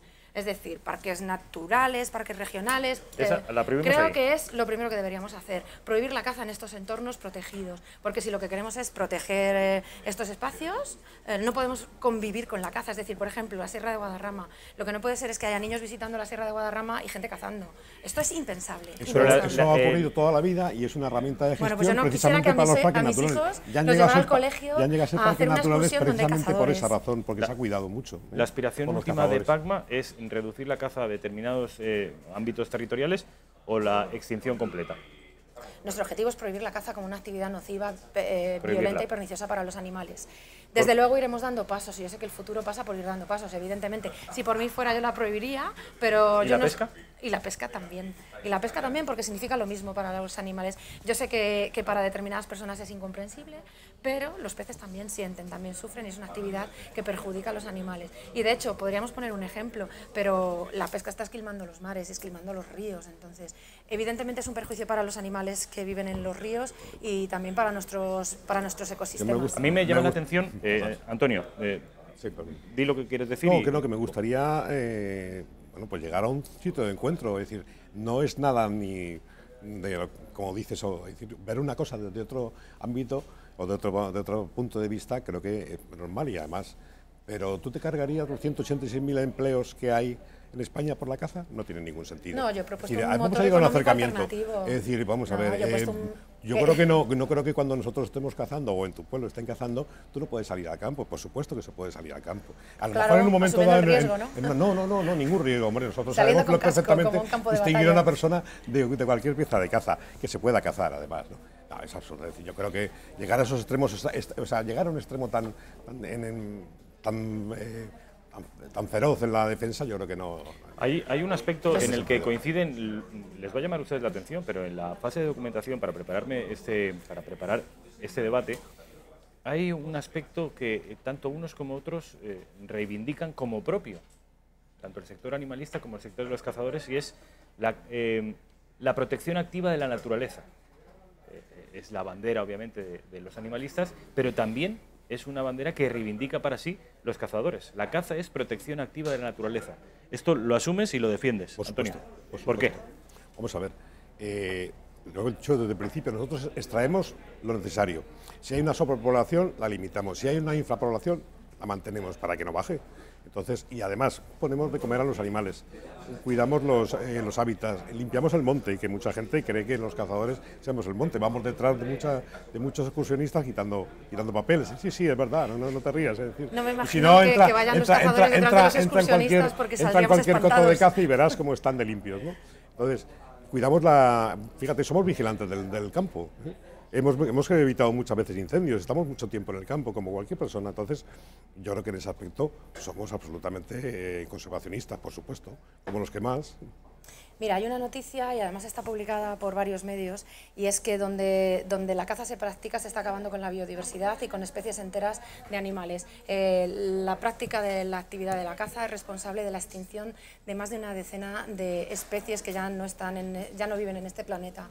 Esto es una realidad, tal como que han sido los cazadores los que han llevado al casi exterminio del lobo ibérico, como de otros depredadores, y que eso ha sido lo que ha desequilibrado los ecosistemas. Está probado que cuando la caza se practica en nuestro país, en los siguientes años las poblaciones aumentan, que la caza no es un método de control poblacional válido porque se produce el efecto contrario. De manera natural, los animales, cuando ven que se les está acorralando, hay una explosión demográfica, y en el sentido contrario, cuando dejas a las cabras de la Sierra de Guadarrama llama, a las que gracias a la vía judicial que abrimos contra la Comunidad de Madrid hemos permitido que sigan vivas 2.300 cabras que querrían ser erradicadas, ha llegado un pico de población en el que ellas mismas se han equilibrado y están empezando a decrecer. Y eso es lo que nosotros proponemos. Y esa es la manera de gestionar el medio natural y el entorno que proponemos las personas respetuosas con el medio ambiente y con los animales. Las que no vertemos las 6.000 toneladas de plomo, las que como yo no van viendo cómo los cartuchos de los cazadores están allí donde practicáis la caza.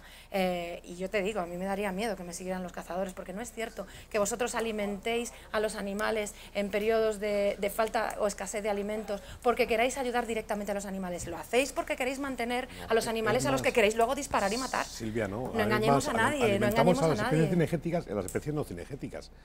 Y antes hablabas del lobo. El lobo es una especie cinegética en alguna zona de España. Desgraciadamente, para mí el lobo debería estar protegido, porque es una especie emblemática de la península ibérica, porque está... ¿qué? ¿El lobo no está protegido? No, no está protegido, se están autorizando batidas de caza en todas las comunidades autónomas, exceptuando en Andalucía, al sur del Duero evidentemente no se caza, pero a partir del norte del río Duero para arriba, Castilla y León, Cantabria, Asturias, una País gestión Vasco, realmente aceptable para mantener las poblaciones. Literalmente al lobo. Y lo que sucede es que si dejamos sin depredadores naturales al resto de animales, entonces es cuando los cazadores se erigen como controladores de las especies animales. Pero realmente no sois necesarios, por lo menos como control poblacional, ese que queréis vender. Vosotros tenéis una actividad que todavía es legalmente permitida, pero desde luego no es compatible con la defensa del medio ambiente ni de los animales. A los agricultores y a los ganaderos si no somos necesarios. Esto me gustaría. Con respecto a la población del lobo ibérico, según lo que he podido leer yo en estos últimos días, la población, Silvia, del lobo ibérico ha crecido con respecto a los últimos años del lobo ibérico. Hombre, estaba casi al borde de la extinción, casi al borde.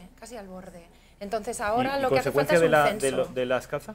Mira, hace falta un censo independiente, porque desde luego hay algo que tengo que reconocer, y es que el lobby de los cazadores es un lobby importantísimo que está condicionando la actividad de las comunidades autónomas, que se están autorizando cupos de caza de lobos con censos alterados y elevados de manera artificial, y lo que estamos exigiendo a nosotros es un censo independiente de lobo para saber exactamente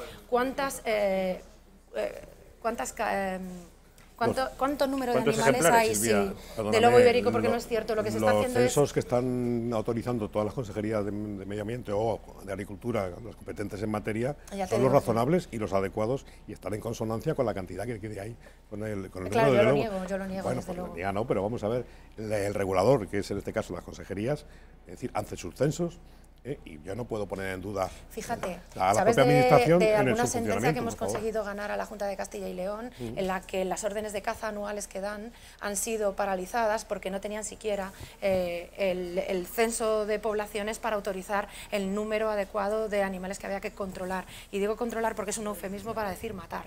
Entonces, cuando hemos ganado una sentencia contra la Junta de Castilla y León porque no había un censo, podemos decir que podemos poner en duda que los censos que se están utilizando ahora mismo por las consejerías para autorizar batidas de lobo no son los correctos. Se están inflando el número de lobos que existen en la península ibérica. Silvia, cuando aparece el debate de la caza, suele, después de estar hablando durante unos minutos y de intercambiar argumentos, aparece uno que yo creo que es recurrente, que estarás acostumbrada a responder a él, y es que si hoy el cazador, el hombre cazador en el siglo XXI, incluso en el siglo XX, caza por un aspecto lúdico, por una cuestión deportiva que dicen los cazadores, es cierto que antes, del siglo XIX, hacia atrás en la historia, se cazaba por supervivencia. Sí. Entiendo que cuando era así, incluso hay algunas poblaciones en el planeta que siguen haciéndolo así por una cuestión de supervivencia y de alimentación. Entiendo que en ese caso vuestra postura es distinta, ¿o no? Sí, ahora mismo no es necesario cazar, ahora mismo, en este momento y en este país. ¿Pero y cuándo lo era? Y en este país, pero claro, yo no puedo cambiar lo que sucedió en el pasado, y desde luego yo no puedo intervenir en lo que está sucediendo en este planeta, y sé que hay comunidades como los esquimales que viven de lo que cazan y pescan. Yo ahí no entro. Yo lo que estoy diciendo es que hoy en día, en nuestro país, en toda Europa y en Occidente por lo menos, hablo de Occidente, no es necesario cazar para sobrevivir, y nos podemos procurar nuestro alimento de una manera ética y sin perjudicar a los animales. ¿Pero esas sociedades que sí que tienen que cazar para sobrevivir? Yo no puedo juzgar eso, yo no lo puedo juzgar. Sinceramente, claro, yo no puedo juzgar que haya quien para sobrevivir tenga que cazar. ¿Cómo voy a juzgar yo eso? Pero lo que sí que digo es que... Es por una cuestión de supervivencia. Claro, quiero decir, es evidente, es claro. Es decir, yo no voy a juzgar a los esquimales que viven en un entorno, en equilibrio con ese entorno y cazan y pescan para vivir, no tienen un supermercado, pero yo sí lo tengo. Y las personas que viven en nuestro país, afortunadamente, tenemos los recursos para alimentarnos sin causar sufrimiento y muerte a los animales. Y mira de lo que estoy hablando, ¿eh? Yo estoy hablando de que yo soy una persona que lleva la coherencia a su vida diaria. Yo no consumo productos de origen animal y lo tengo que decir. Es decir, yo he tratado de ser coherente y no voy a exigirle a todo el mundo lo mismo. Lo único que quiero es poner encima de la mesa pues distintas realidades. Y no es, mi realidad no es la misma que la de un esquimal o la de una persona que vive en otro país o en otras circunstancias completamente distintas. Pero tanto Antonio como yo podemos comer sin salir a cazar, ¿verdad, Antonio? Sí, eso por supuesto. Además, no hay producciones ganaderas intensivas, está clarísimo, ¿no? Y eso es otro Pero infierno de todas del que maneras, podríamos hablar sí que es largo y cierto, sí que es tendido. cierto que los cazadores, Eso es otro infierno. tanto de caza mayor como de caza menor, habitualmente nos comemos la caza, eso como práctica habitual, eso es lo primero. Fíjate, yo quiero Lo traer segundo, es verdad. aquí a nuestra y lo imagen esa comemos, foto ¿no? de la escopeta nacional de la que hablábamos, ¿no? Espera un momento, Silvia, Todos acaba, esos Antonio, por animales favor. allí Decís que nos comemos la caza, los cazadores os No se coméis la la caza. comen. Es decir, primero porque además hay una tradición gastronómica en España importantísima en el mundo de la caza. Otra tradición cultural, la gastronomía, también que defiende la caza. Carne de caza, que es un plato habitual en nuestro país, al menos por el momento. Voy a leer un argumento que utiliza el animalismo. No es un argumento que yo haya leído en Pacma ni que le pueda imputar ni atribuir a Silvia Barquero ni a Pacma, pero quizá ella, después de leerlo, sí que pueda asumirlo. Yo estoy seguro que sí. La caza deportiva, aunque sea legal, es una violación de los derechos de los animales. Los derechos de los animales, Silvia, a tu juicio y a juicio de tu partido, los animales tienen derechos. Deberían tenerlos, claro. Deberían tener derechos. Claro. Vamos a ver, yo estoy diciendo, y me baso, por ejemplo, en la declaración de Cambridge sobre la sintiencia animal. Está firmada por eminencias y científicos a nivel internacional y mundial. Ya somos conocedores de que los animales sufren y sienten, que los animales tienen interés en vivir y esta es para nosotros la cualidad moralmente relevante para tenerles en consideración. Y sin ir más lejos, podemos hablar de que todos los que convivimos con animales en casa, tenemos un perro o un gato, nos damos cuenta de que tienen su propia personalidad incluso, es decir, tienen sus intereses, les gustan unas cosas y no quieren otras, y ya hay leyes que regulan realmente cómo debemos tratar a los animales, pero no hay una personalidad jurídica reconocida para los animales. Se ha empezado a legislar, termino rápidamente, se ha empezado a legislar en el Código Civil Español después de muchísimos años de retraso con el resto de países europeos, reconociéndose esta sintiencia de la que hablo en el Código Civil, y ya se les ha reconocido, pero todavía no tenemos una figura jurídica que reconozca a los animales como sujetos de derecho, y eso es lo que nosotros pretendemos, es decir, no pretendemos cuando decimos que queremos derechos para los animales que los animales tengan derecho a ir a la universidad, sino a que tengan tres derechos fundamentales, que es a vivir en paz y a vivir en libertad. Y no hay nada más sencillo que esto. Lo que pasa es que esto entra directamente en conflicto con determinadas prácticas como la caza. Silvia Barquero, presidenta del PACMA, los animales no tienen derechos, pero deberían tenerlos. No, vamos a ver. Antonio. Nosotros entendemos que contra el animalismo el humanismo, es decir, los únicos derechos que existen son los derechos humanos. Sí que es cierto que nosotros como humanos tenemos la obligación y el deber de respetar a los animales y cuidarlos, y de hecho lo tenemos en nuestros animales de compañía, pero desde luego los animales no pueden tener derechos. Los derechos son los de los derechos humanos. ¿Pero los tienes únicos. una respuesta para eso? Sí, por supuesto, porque no. Es decir, porque no, la respuesta es clarísima. Es decir, ¿por qué no? un animal, hombre, pues porque no pueden tener los mismos que un ser humano. Bueno, mira, este es el mismo argumento de no puede ser, vamos a de ver. la misma manera. No, el argumento que te doy es muy sencillo, sí. es decir, no pueden tener, lo has dicho tú, no pueden tener derecho. ¿A qué tiene derecho? A que le des, pues sí, a que le des la comida.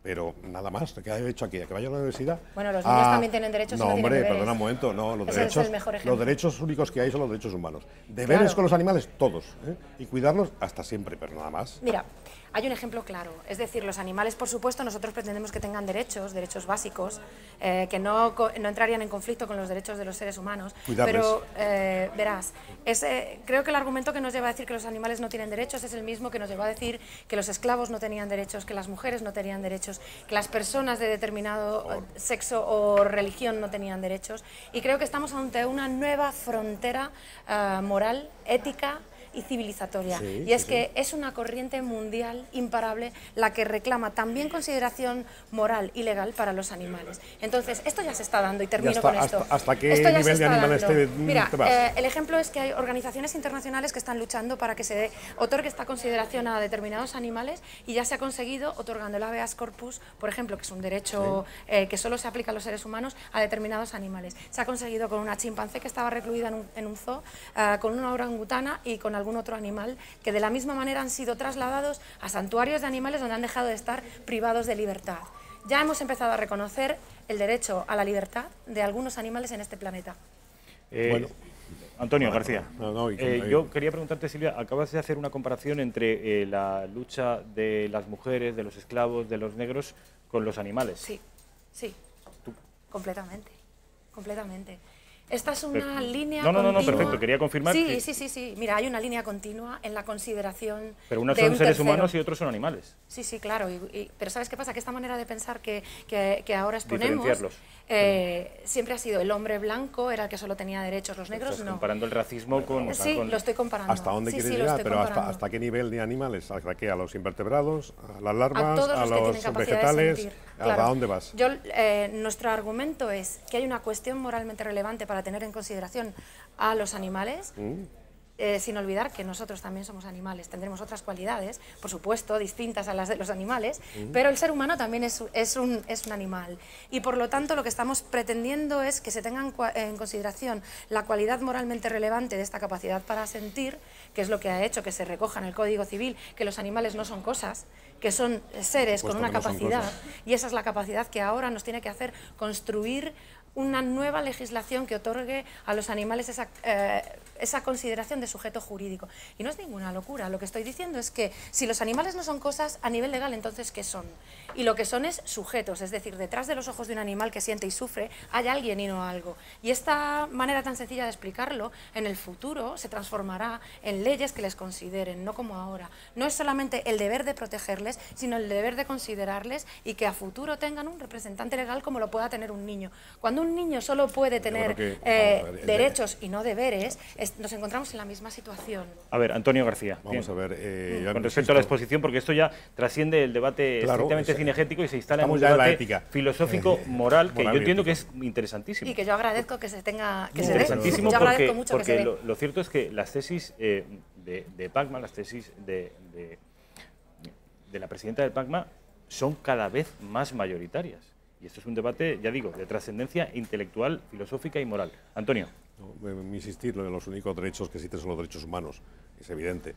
Lo que sí tenemos son deberes con los animales, el deber de tratarlos correctamente, de alimentarles y cuidarles. Es decir, pero la producción animal intensiva es eso. Pues es un infierno, ¿no? No, bueno, será un infierno, pero es así. Y la producción...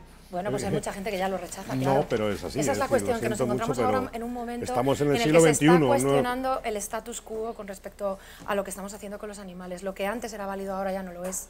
Y cada vez más gente apoya las tesis del Partido Animalista. Pero hacer un santuario a una vaca me parece una cosa... Pues los hay, afortunadamente los hay. Decir, y además los santuarios de animales son... Y mira qué buena oportunidad de contar lo que hacen en los santuarios. Son un paraíso en la tierra para los animales, son una manera de demostrar que hay otra forma de relacionarnos con los animales. Yo creo que llevar a los extremos, como se ha llevado, voy a salirme también del tema, el accidente de los elefantes, un mero accidente, que yo vi llorar a las personas que estaban allí, a su cuidador y domador y dueño. Hombre, pues es un accidente, hay muchísimos accidentes de tráfico cada día de personas, y llevarlo hasta ese extremo, hasta incluso llegar a denunciar al propio circo por el traslado de los animales, por favor, que los trasladan y los cuidan de una manera exquisita. Te estás refiriendo a una denuncia que hizo PACMA. Podríamos hablar de la manera exquisita en la que trata a quienes explotan los animales en circos. Circo. Yo decía que las tesis de PACMA sin ponerme a contar de esto, que van ganando en envergadura. Bueno, solo hay que ver las cifras del partido político que representa en PACMA. Pero sí que es cierto, Silvia, que una de las críticas que se hace al movimiento animalista es algo así como que el animalismo pretende dotar de cualidades humanas a los animales, cuando las cualidades humanas deberían estar exclusivamente, deberían ser eso, de los seres humanos, del animal humano, que diría Félix Rodríguez de la Fuente. Claro, claro, yo de todo lo que he hablado en mi exposición... Es una crítica que hacen, pero Cierto, me parece interesante. Sí, totalmente. Es que yo no le otorgo cualidades humanas a los animales. Es decir, yo estoy diciendo que los animales disfrutan de la vida de la misma manera que lo hacemos nosotros. Disfrutan de los rayos de sol, disfrutan cuando son libres. Mi perro corre por el campo y necesita correr por el campo. Mi perro necesita compañía y le gusta estar conmigo y no le gustará quedarse solo. Y eso es de lo que hablamos. Yo no estoy hablando de que un gorila pretendamos que vaya a la universidad. Y eso es una manera de ridiculizar un discurso y una corriente ética y filosófica que tiene muchísima profundidad. Entonces, no estamos hablando de si hay que poner un collar de diamantes a un perro. Yo no estoy hablando de esto, estoy hablando del respeto debido a los animales como seres que comparten con nosotros el planeta, que experimentan sus vidas como propias. Es decir, mi perro sabe quién es y cuando le llamo atiende por su nombre, sabe horarios, conoce horarios, entonces no son entes abstractos. Tenemos el mismo cariño con ellos, los animales domésticos. Pero desde luego, fíjate que hay algo extraño en tu relación con los animales cuando tú ves un ciervo, y yo me maravillo si veo un ciervo en el campo y digo qué oportunidad he tenido de ver un animal en libertad, y todo lo más que puedo hacer es sacar el móvil para hacer una foto y sentirme orgullosa de haberle visto en el campo y libre, y tú aprietas el gatillo y le matas. Es que tenemos una manera radicalmente distinta de relacionarnos con los animales. Yo le controlo, yo me lo veo ese ciervo estampado en un coche. Y entonces hombre, pero tú no le has disparado para que no se estampe en un coche, tú le has disparado tengo que porque disfrutas de una práctica. Para que no se me salte, entonces si ya pasa eso... Hombre, no me digas yo creo eso. que el programa y el debate, en fin, yo creo que daría mucho más de sí, porque ya digo que trasciende los límites de la caza, pero obviamente los tiempos de la televisión son los que son. De manera que, Silvia Barquero, ha sido un placer que estés aquí. Para mí también os agradezco la oportunidad de venir a charlar sobre este tema. Te agradezco la oportunidad de que hayas venido aquí y, en fin, tu buena disposición. Gracias, muy amable. Presidenta de PACMA. Antonio García, presidente de los cazadores de la Comunidad de Madrid. Ha sido un placer que estés aquí. Mil gracias. Gracias por vuestro apasionamiento, gracias por el respeto que os brindáis manteniendo posiciones antitéticas, y espero que esto sea un ejemplo para otros debates, que manteniendo posturas que están en las antípodas la una de la otra, se pueda hablar civilizadamente. Vamos a publicidad y a la vuelta estamos con Ricardo Chamorro, ya saben, nuestro abogado manchego y también analista político.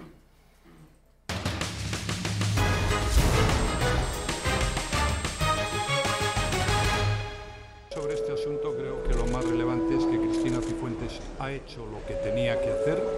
Creo que era obligado a su dimisión en esta situación y hemos oído sus explicaciones, ella tiene derecho a darlas, pero el Partido Popular a partir de ahora abre una nueva etapa en la Comunidad de Madrid y espero pues que estas cosas pues no vuelvan a producirse nunca. Se ríe aquí Ricardo Chamorro del presidente del gobierno, un respeto institucional, que menos, ¿no, Ricardo? No, yo no me estaba riendo del presidente, me estaba riendo más bien de la cara de Rafa Fernando detrás. Ah, vale, de la cara de Rafa Fernando. Ricardo Chamorro Delmo, ¿qué tal? ¿Cómo estás? ¿Cómo estás? Un placer. Sabes que suelo presentar a mis invitados con los dos apellidos, ¿sabes por qué?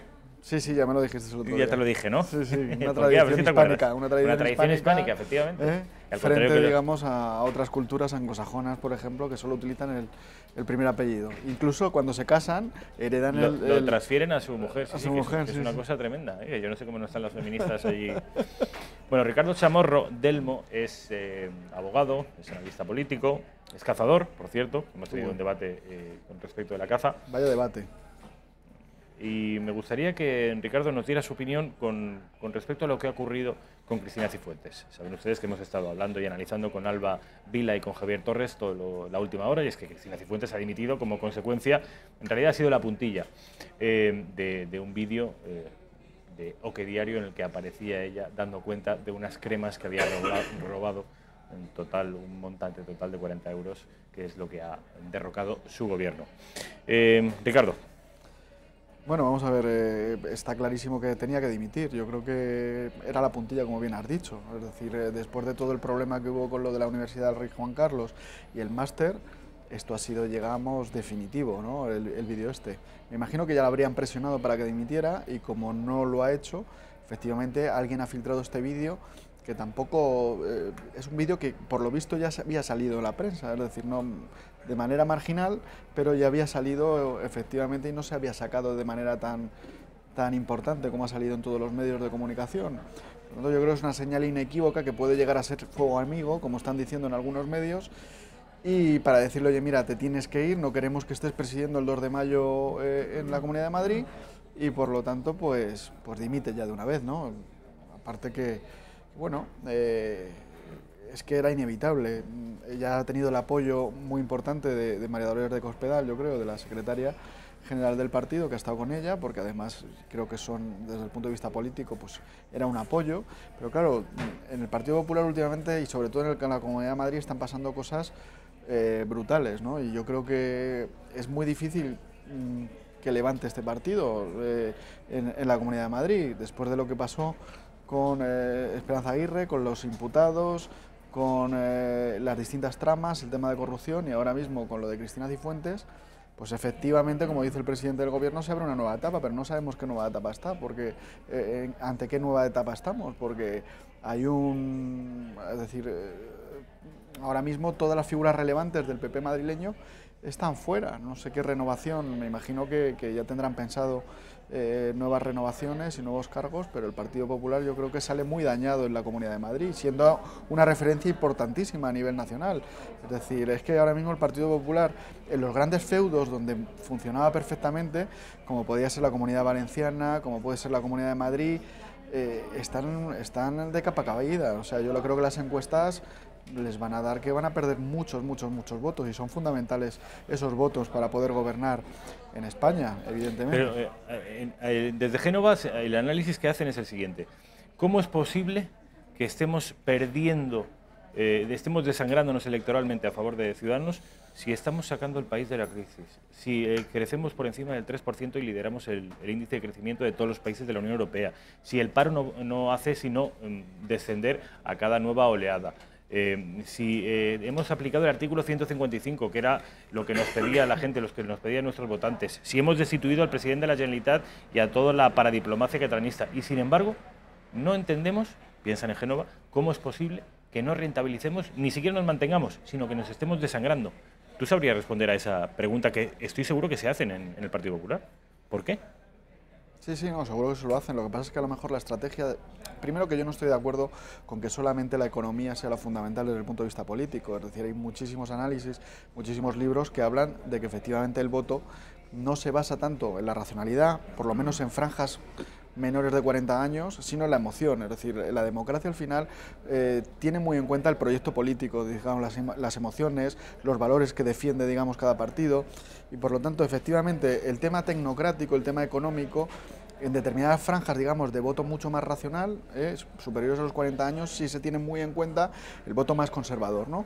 Pero, evidentemente, claro, si no hay emociones desde el punto de vista político, y esa, digamos, yo creo que es una característica muy importante de Rajoy, que yo creo que es un burócrata y es un funcionario que lo que le importa mucho más es el tema de la tecnocracia, la gestión, la estabilidad, la estabilidad y tal. Si unido a que no hay, digamos, excesivo tema político, porque además lo desprecias o lo marginas, porque ya hemos visto que incluso las leyes de Zapatero pues no se han derogado, porque dice, oye, no me voy a meter en problemas de corte ideológico, de corte político, prefiero aparcar esto, que el país salga adelante, etcétera, porque además es que no le gusta el follón de per se.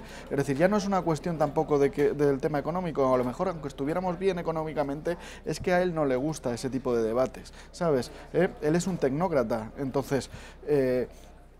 pues aparte de eso, eso se une con todos los problemas de corrupción, toda la ofensiva que hay desde el punto de vista de los medios de la izquierda, de los medios en general, contra la política del Partido Popular, y las caídas o sea, lo de la corrupción es una cosa importantísima, por lo tanto, y aparte además yo creo que ya se están planteando determinados resortes oligárquicos de la nación española o del Estado, que hay que hacer un recambio, ¿no? Y yo creo que ese recambio efectivamente está enfocándose clarísimamente hacia la formación Ciudadanos.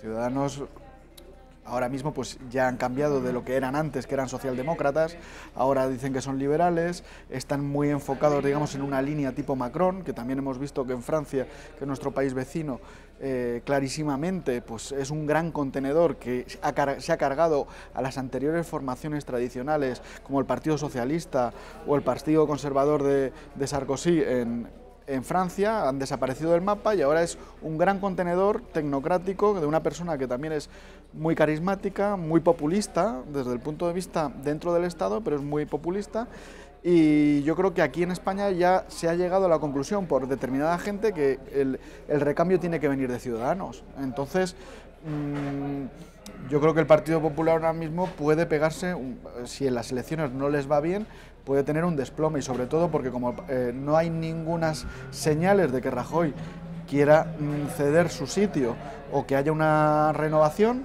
y como todos estos casos de corrupción lo que están creando es la sensación de que hay una serie de puñaladas dentro del Partido Popular absolutamente enormes, ¿no?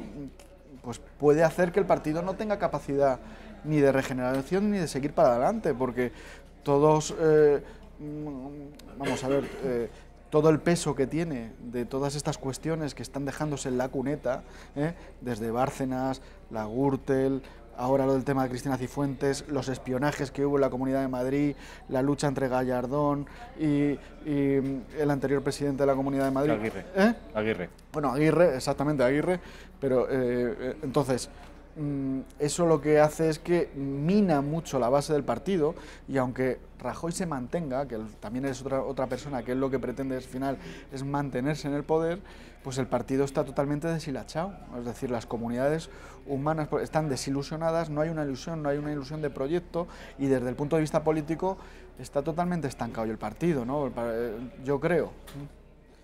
Por lo tanto, pues bueno, considero que tienen que cambiar de manera muy rápida, es decir, la dinámica, si quieren sobrevivir, porque si no, Ciudadanos efectivamente va a pegar un subidón muy importante, el Partido Popular se puede quedar anclado, puede pegar un bajón grandísimo del que no se va a recuperar, porque si pierde muchas cotas de poder el Partido Popular, evidentemente puede caer en picado, y el partido puede ser esto como un dominó, incluido, y puede darse acceso a otras formaciones que se están viendo en el horizonte, como las encuestas que estamos viendo, que por ejemplo partidos de centro derecha como Vox, como el partido Vox, pues puede tener un hueco importante, ¿no? Si efectivamente se derrumba este Partido Popular, si pierden las próximas elecciones muchísimos votos, ¿no? Y muchísimas cuotas de poder.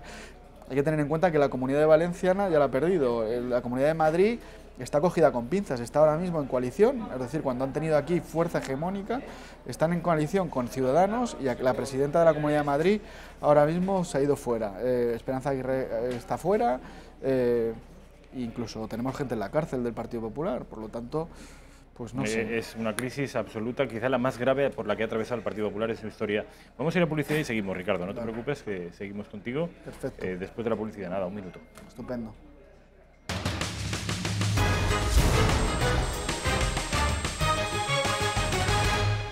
Estamos de nuevo con Ricardo Chamorro, enseguida vamos a tener aquí al jovencísimo historiador Jorge Álvarez, pero con Ricardo Chamorro me gustaría acabar de analizar esta crisis del Partido Popular, que yo decía que era quizá la más grave por la que había atravesado el partido, no sé si estás de acuerdo, Ricardo, sí. Y que ves una oportunidad, antes de la publicidad decías que ahora sí ves una oportunidad para Vox. Sí, evidentemente se abre muchísimo más el espacio para Ciudadanos, pero Vox a lo mejor pues también puede ser un refugio, como una formación de centro derecha que no tiene ninguna tacha ahora mismo, para que la gente se pueda refugiar en este partido en un futuro, si efectivamente la crisis se prolonga dentro del Partido Popular, porque yo creo que la manera de cortar esto a través de la dimisión de Cristina Cifuentes es intentar rearmar al partido de alguna manera, o por lo menos la crisis dejarla, porque yo creo que iba a ser muy duro para el Partido Popular que Cifuentes presidiera el 2 de mayo o se mantuviera en la presidencia, que todavía no está claro que no vaya a seguir siendo presidenta, pero, o sea, ha dimitido, pero digamos del partido. Me parece muy lógico que después de todo esto, lo lógico que no, vale, que deje la presidencia del partido. Lo que sí que está claro es que ahora el sustituto o sustituta de Cristina Cifuentes será un sustituto de transición hasta el candidato hasta que se postule un candidato a las nuevas elecciones que son dentro justo de un año. Está claro, pero yo no sé si le va a dar tiempo, digamos, a poder poner otra vez toda la carne en el asador al Partido Popular en un año. Es muy poco tiempo, y además hay muchísimas heridas abiertas, que es lo que hablaba yo antes, ¿no? Es decir, el Partido Popular en Madrid está lleno de heridas, igual que lo está en Valencia, y no terminan de recuperarse. En Valencia tampoco terminan de recuperarse después de esas crisis, después de esa tanta corrupción. Por lo tanto, a lo mejor es el momento de abrir otras vías políticas para para poder representar al espectro del centro-derecha, aparte de Ciudadanos, ¿no? ¿Cuál es ¿Dónde pones tú el inicio de esta crisis del Partido Popular? Porque yo recuerdo que hace años, en la época de Aznar, el Partido Popular era un partido absolutamente ganador, musculoso, dinámico, con fuerza en todas las regiones, que tenía casi copada de azul la península ibérica. Y luego hemos pasado a un partido menesteroso, un partido débil, un partido desdibujado en lo ideológico, un partido con muy poco poder, reducido en lugares muy concretos de nuestro país. ¿Dónde pones tú el inicio y por qué? ¿Por qué esta crisis? ¿Y cuándo empieza? Yo creo que evidentemente todos los partidos políticos, para empezar en la Alianza Popular, la primera vez que se presentó sacó un puñado de diputados, ¿no?, a nivel nacional.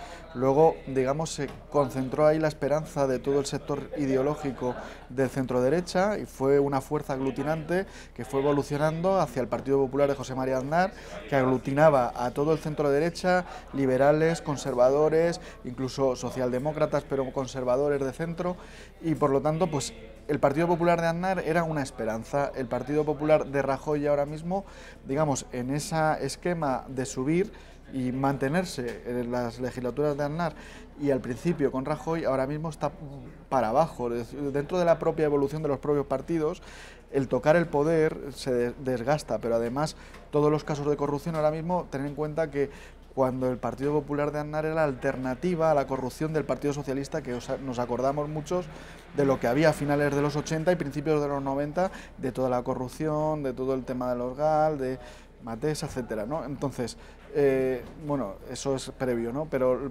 sí, eso es bastante previo, pero digo, todo el tema de las sociedades y la corrupción del Partido Socialista, bueno, y la esperanza era el PP de José María Aznar. Ahora mismo esa esperanza ya no existe dentro del Partido Popular, al revés. Ya la gente vota un poco por inercia, es decir, lo que te encuentras un poco en el sector ideológico del centro-derecha es un voto, digamos, por utilidad, de decir que no vienen los otros, pero no es por ilusión de decir, oye, tenemos que acabar con una situación que está aquí enquistada, queremos cambiar España, que vienen con otros aires, con unas ideas, con una ilusión. No existe esa ilusión, es un voto, digamos, de decir, oye, que nos quedemos como estamos. ¿Y quién representa ahora esa ilusión? Claro, es Ciudadanos, ¿eh? Ciudadanos es el que representa esa ilusión, que es lo que te he dicho, la importancia, digamos, a nivel sentimiento del voto en democracia. Es decir, el voto es emocional, en un porcentaje muy grande, ¿sabes? El voto racional también es importante, pero el tema de las emociones, gente joven, es decir, estamos hablando de que todos los partidos, incluso el Partido Socialista quitó a Rubalcaba y puso a Pedro Sánchez, que han tenido sus crisis, etcétera, pero gente nueva, gente con una imagen, Pablo Iglesias, etcétera. En el Partido Popular no se cambia y el perfil que tienen y la imagen es un partido viejo, ¿eh? Y además lo vemos incluso también a la hora de analizar sociopolíticamente los resultados electorales, de las franjas que más votan al Partido Popular, la gente, digamos, más conservadora y la gente joven, las generaciones que van hasta los 40 años están votando a nuevas formaciones.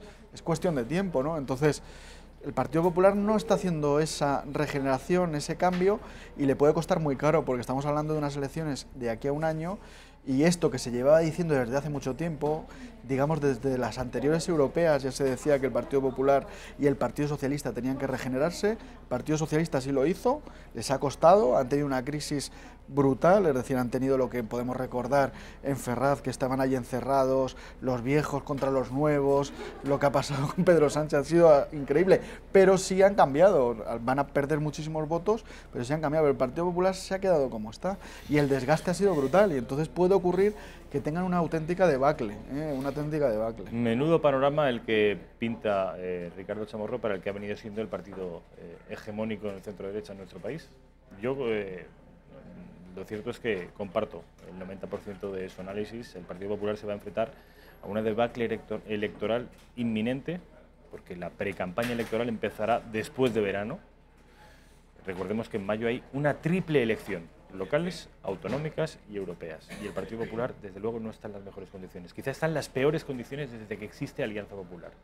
Vamos a ver si en este tiempo son capaces de darle la vuelta como un calcetín al Partido Popular. No parece. Ricardo Chamorro, un placer. Ha sido un placer que estés aquí con vosotros. Gracias. Vamos a la publicidad y a la vuelta estamos con el jovencísimo historiador, ya lo conocen ustedes, Jorge Álvarez.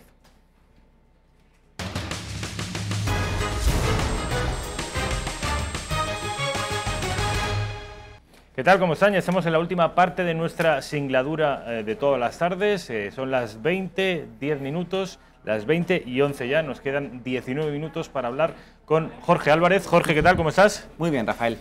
Jorge Álvarez es jovencísimo historiador que ya nos acompaña casi de manera habitual los miércoles, que es el espacio de nuestro análisis histórico.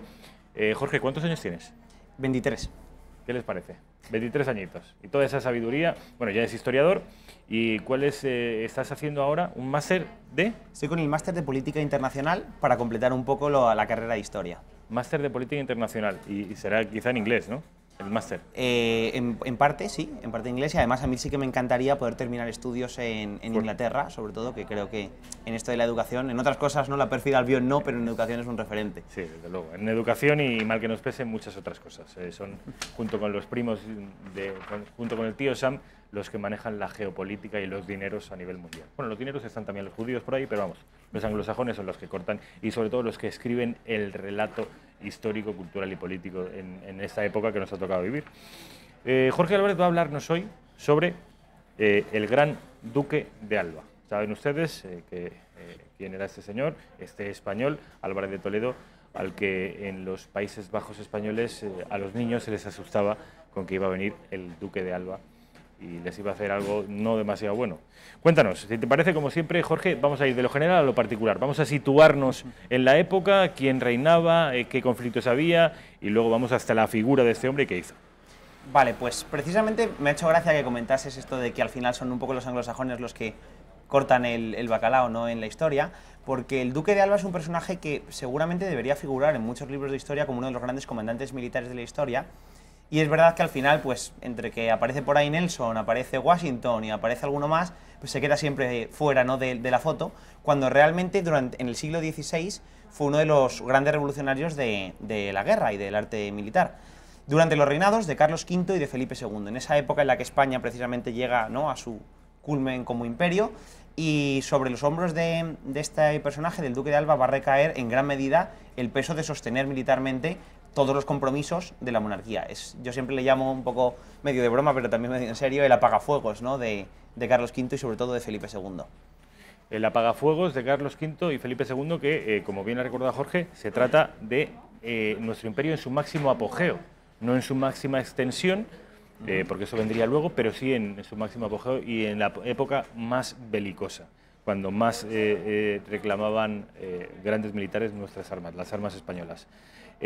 Háblanos de este personaje, de qué cuna viene, cuál es su apellido, dónde nace, por qué florece, por qué aparece en la historia y sobre todo, dónde tiene importancia geográficamente, a dónde lo mandan nuestros reyes y por qué fue un revolucionario del arte de la guerra. Bueno, como su propio nombre indica, ¿no?, cuando hablamos del duque de Alba, yo creo que es una casa nobiliaria que todos conocemos. Quizá hoy en día no lo identificamos mucho con la figura en la que yo estoy pensando de un aguerrido militar, ¿no?, pero todos identificamos esta familia de los Álvarez de Toledo, que se empieza a hacer precisamente importante dentro de la nobleza castellana en esta época. Él nace dentro de la familia de los duques de Alba, su abuelo es el primer duque de Alba, Fadrique Álvarez de Toledo, y él nace como dentro del señorío de este ducado, en un momento en el que se están haciendo muy importantes porque Carlos V ha llegado a Castilla, es la época también de la revuelta de los comuneros, y por lo tanto el rey necesita el apoyo de la nobleza para sostener ese enorme imperio que tiene ya no solo la España y las Indias, que era el legado de los reyes católicos, sino además toda la herencia imperial europea de Flandes, de Alemania, de Italia, que ha recibido también. Y necesita el apoyo de la gran nobleza castellana, y entre ellos va a encontrar al primer duque de Alba, Fadrique de Toledo, y a su nieto, Fernando, el joven Fernando Álvarez de Toledo, que con el tiempo irá escalando y se irá convirtiendo cada vez más en un hombre de confianza de Carlos V. Fernando Álvarez de Toledo. ¿Son originarios de Castilla? ¿De dónde en particular? De Piedrahíta, es donde nació, aunque el señorío de la familia es Alba de Tormes, de ahí el nombre de la casa. Salamanca. Álvarez de Toledo.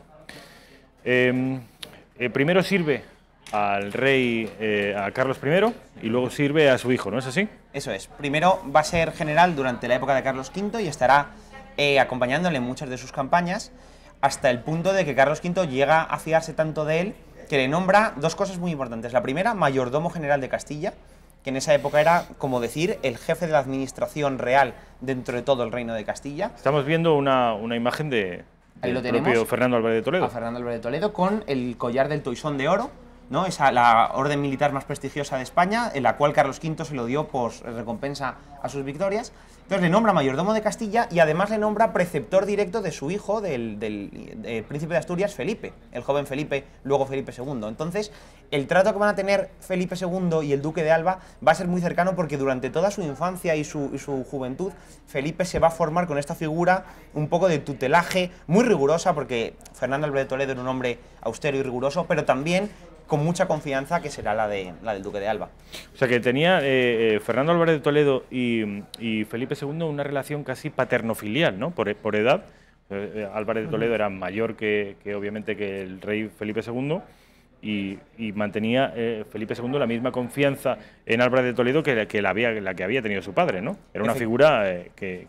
Vamos. Efectivamente, es una figura que, de hecho, cuando Carlos V abdica y le deja todo el legado de la corona española a Felipe II, le redacta unas instrucciones, es un texto precioso en el que le enseña un poco cómo gobernar y le da algunos consejos, y entre los consejos que le da, uno de ellos es: fíate sobre todo de Fernando Álvarez de Toledo, porque es el hombre en el que yo me he sujetado durante mi reinado y seguro que no te va a fallar. Y esa relación que tenían fue muy interesante porque tuvieron muchas desavenencias, muchas peleas, pero Felipe II y el duque de Alba, pero siempre el duque de Alba acudió a la llamada de su rey y su rey siempre le dio esa confianza cuando él más la pedía. Y esto es una cosa complicada porque Felipe II no era una persona que se fiase mucho de nadie ni que tuviese un trato fácil. Y esa relación que establecieron entre los dos, entre el rey y su general y su hombre de confianza, ¿no?, fue probablemente única en el reinado de Felipe II. Háblanos, ahí estamos viendo al duque de Alba, hemos visto antes también un dibujo, un grabado de Brie, que era un ilustrador flamenco, que ahora hablaremos de él y de las barbaridades que sobre nosotros dibujó, pero háblanos de la dimensión militar de Fernando Álvarez de Toledo, del duque de Alba. Bueno, él desde muy joven se entrenó, como toda la nobleza castellana, en las armas. Luchó contra los franceses en Navarra, conquistó la plaza de Fuenterrabía, tenía apenas 20 años y ya consiguió su primera victoria militar.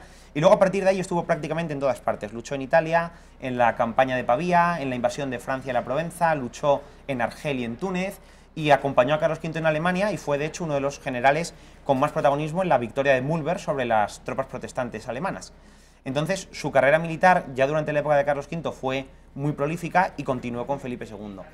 Desde el punto de vista militar, lo más importante, lo más llamativo del duque de Alba es que realmente cuando uno ve en todos los sitios en los que estuvo, luego sin embargo no ve que estuviese en muchas batallas, tal y como hoy las entendemos, grandes batallas, alguna, Mühlberg, acabo de decirla, y alguna más, pero realmente en lo que fue siempre un maestro fue en evitar el combate y derrotar al enemigo antes incluso de llegar a la batalla. Era sobre todo un genio de la estrategia que consiguió en todos los lugares en los que estuvo agotar, distraer, debilitar a las tropas enemigas y muchas veces conseguir su rendición o su retirada sin tener ni siquiera que poner en riesgo la vida de sus hombres. ¿Qué relación tiene el nombre del duque de Alba con los famosos tercios, los viejos tercios de Flandes?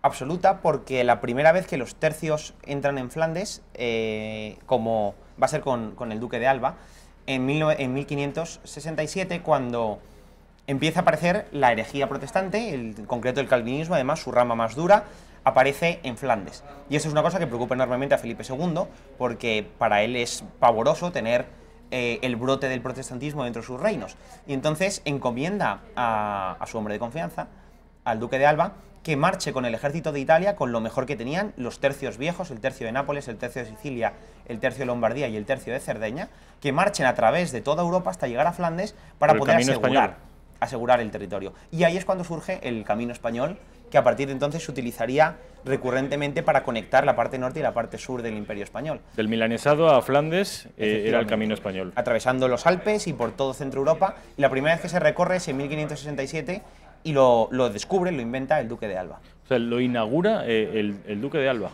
el camino español, que es toda una odisea, incluso hoy en el siglo XXI nos parece que trasladar tropas, enseres, víveres, familias, alimentos, fíjense ustedes, desde antes de los Alpes, desde Milán hasta Bélgica, hasta Bruselas, hasta Flandes, hoy en día... Con un añadido además, que hoy en día no tenemos, ¿no? Y es que encima tienes que estar pasando constantemente por la frontera francesa cuando Francia es un enemigo. Lo cual lo hace, si ya logísticamente es complicado y geográficamente es complicado, además políticamente era muy difícil porque los franceses estaban siempre intentando cortar ese camino. Entonces era una auténtica hazaña. Pues, y esto lo hicimos los españoles y además es un camino que luego tuvo diferentes variantes, pero que permaneció durante mucho tiempo. Incluso tengo entendido, yo no he tenido la suerte de verlo, pero que quedan en restos y señalizaciones por lo que un día fue el camino español.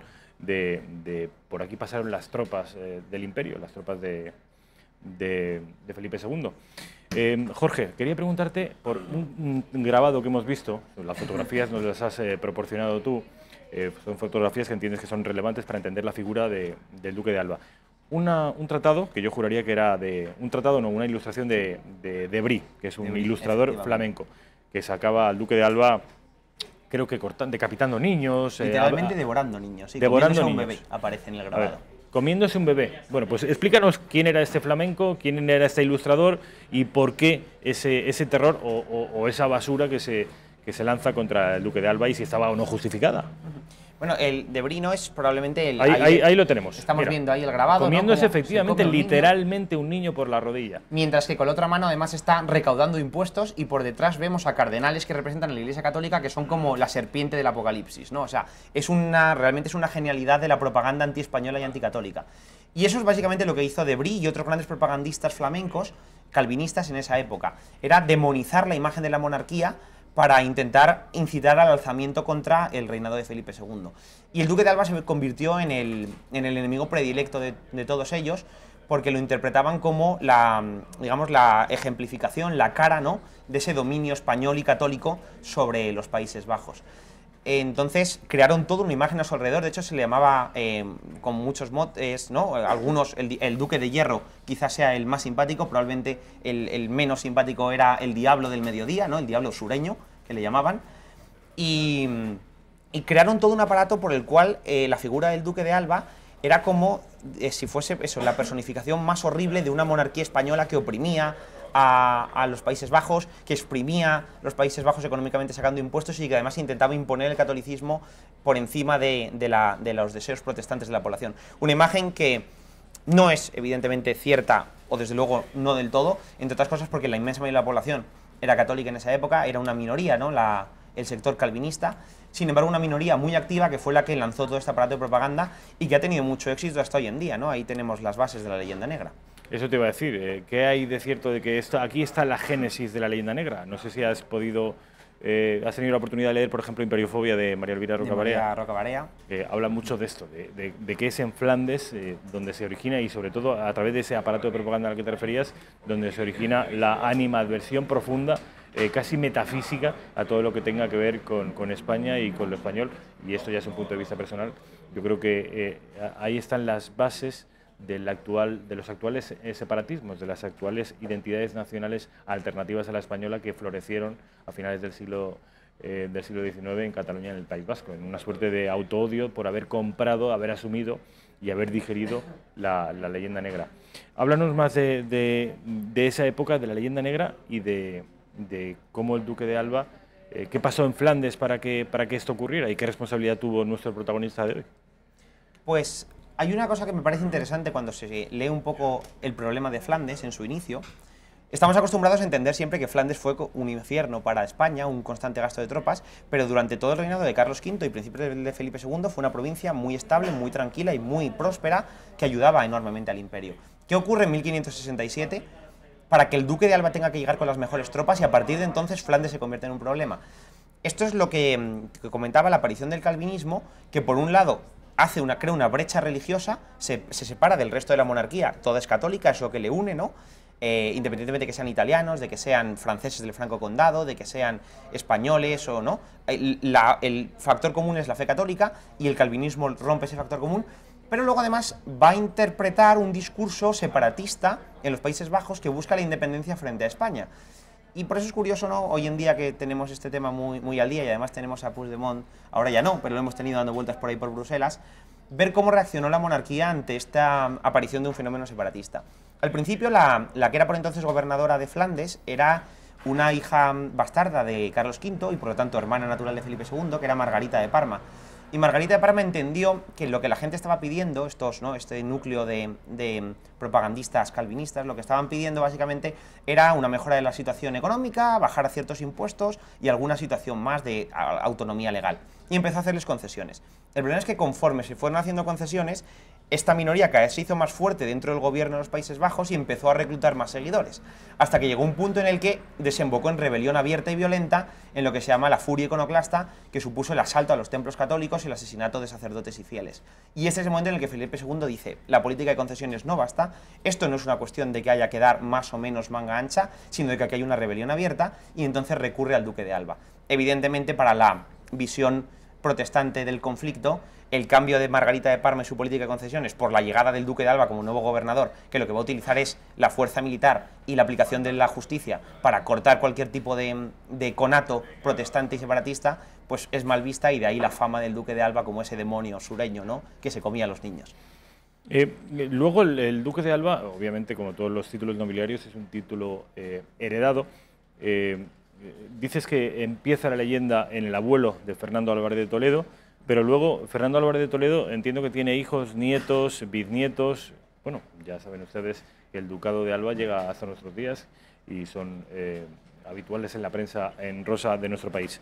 Pero antes de llegar a nuestros días, el ducado de Alba sigue teniendo una importancia político-militar tan grande en nuestro país en los siglos posteriores. Tanto como con Fernando Álvarez de Toledo, por eso se le llama el Gran Duque de Alba, nunca. Él fue sin duda alguna el más importante de su casa, pero es cierto que a partir de ahí todos sus herederos mantuvieron siempre esa posición de preeminencia entre la nobleza castellana. Su hijo fue militar también, no tan hábil como el padre, pero un general, sobre todo general subalterno a las órdenes de otros, pero muy competente como oficial de campo. Y luego a partir de ahí la casa siguió sirviendo a la monarquía española, y hay un momento en el que es verdad que sufre un relevo importante, y es en el paso del siglo XVII al siglo XVIII, porque emparenta con una casa escocesa, los Estuardo, ¿no?, a través del duque de Berwick, que era un general escocés, ¿no?, británico, que había huido de Inglaterra porque era católico y no quería cumplir las órdenes de un rey protestante, y cuando llega a España, pues entonces emparenta con la Casa de Alba, y de ahí que actualmente el apellido de la Casa de Alba sea Fitzjames Stuart, un apellido que no suena en absoluto castellano, pero porque se produce esta unión entre, por un lado, una casa escocesa vinculada con la propia familia Estuardo, que fue familia real en Escocia, y por otro lado la gran Casa de Alba española, castellana, ¿no?, y que da lugar a la actual Casa de Alba, los Fitzjames Stuart. Vamos a salirnos, pero yo creo que merece la pena. Acabas de decir que estos escoceses vinieron a España, en fin, por la persecución religiosa a la que se sometió a los católicos en las Islas Británicas.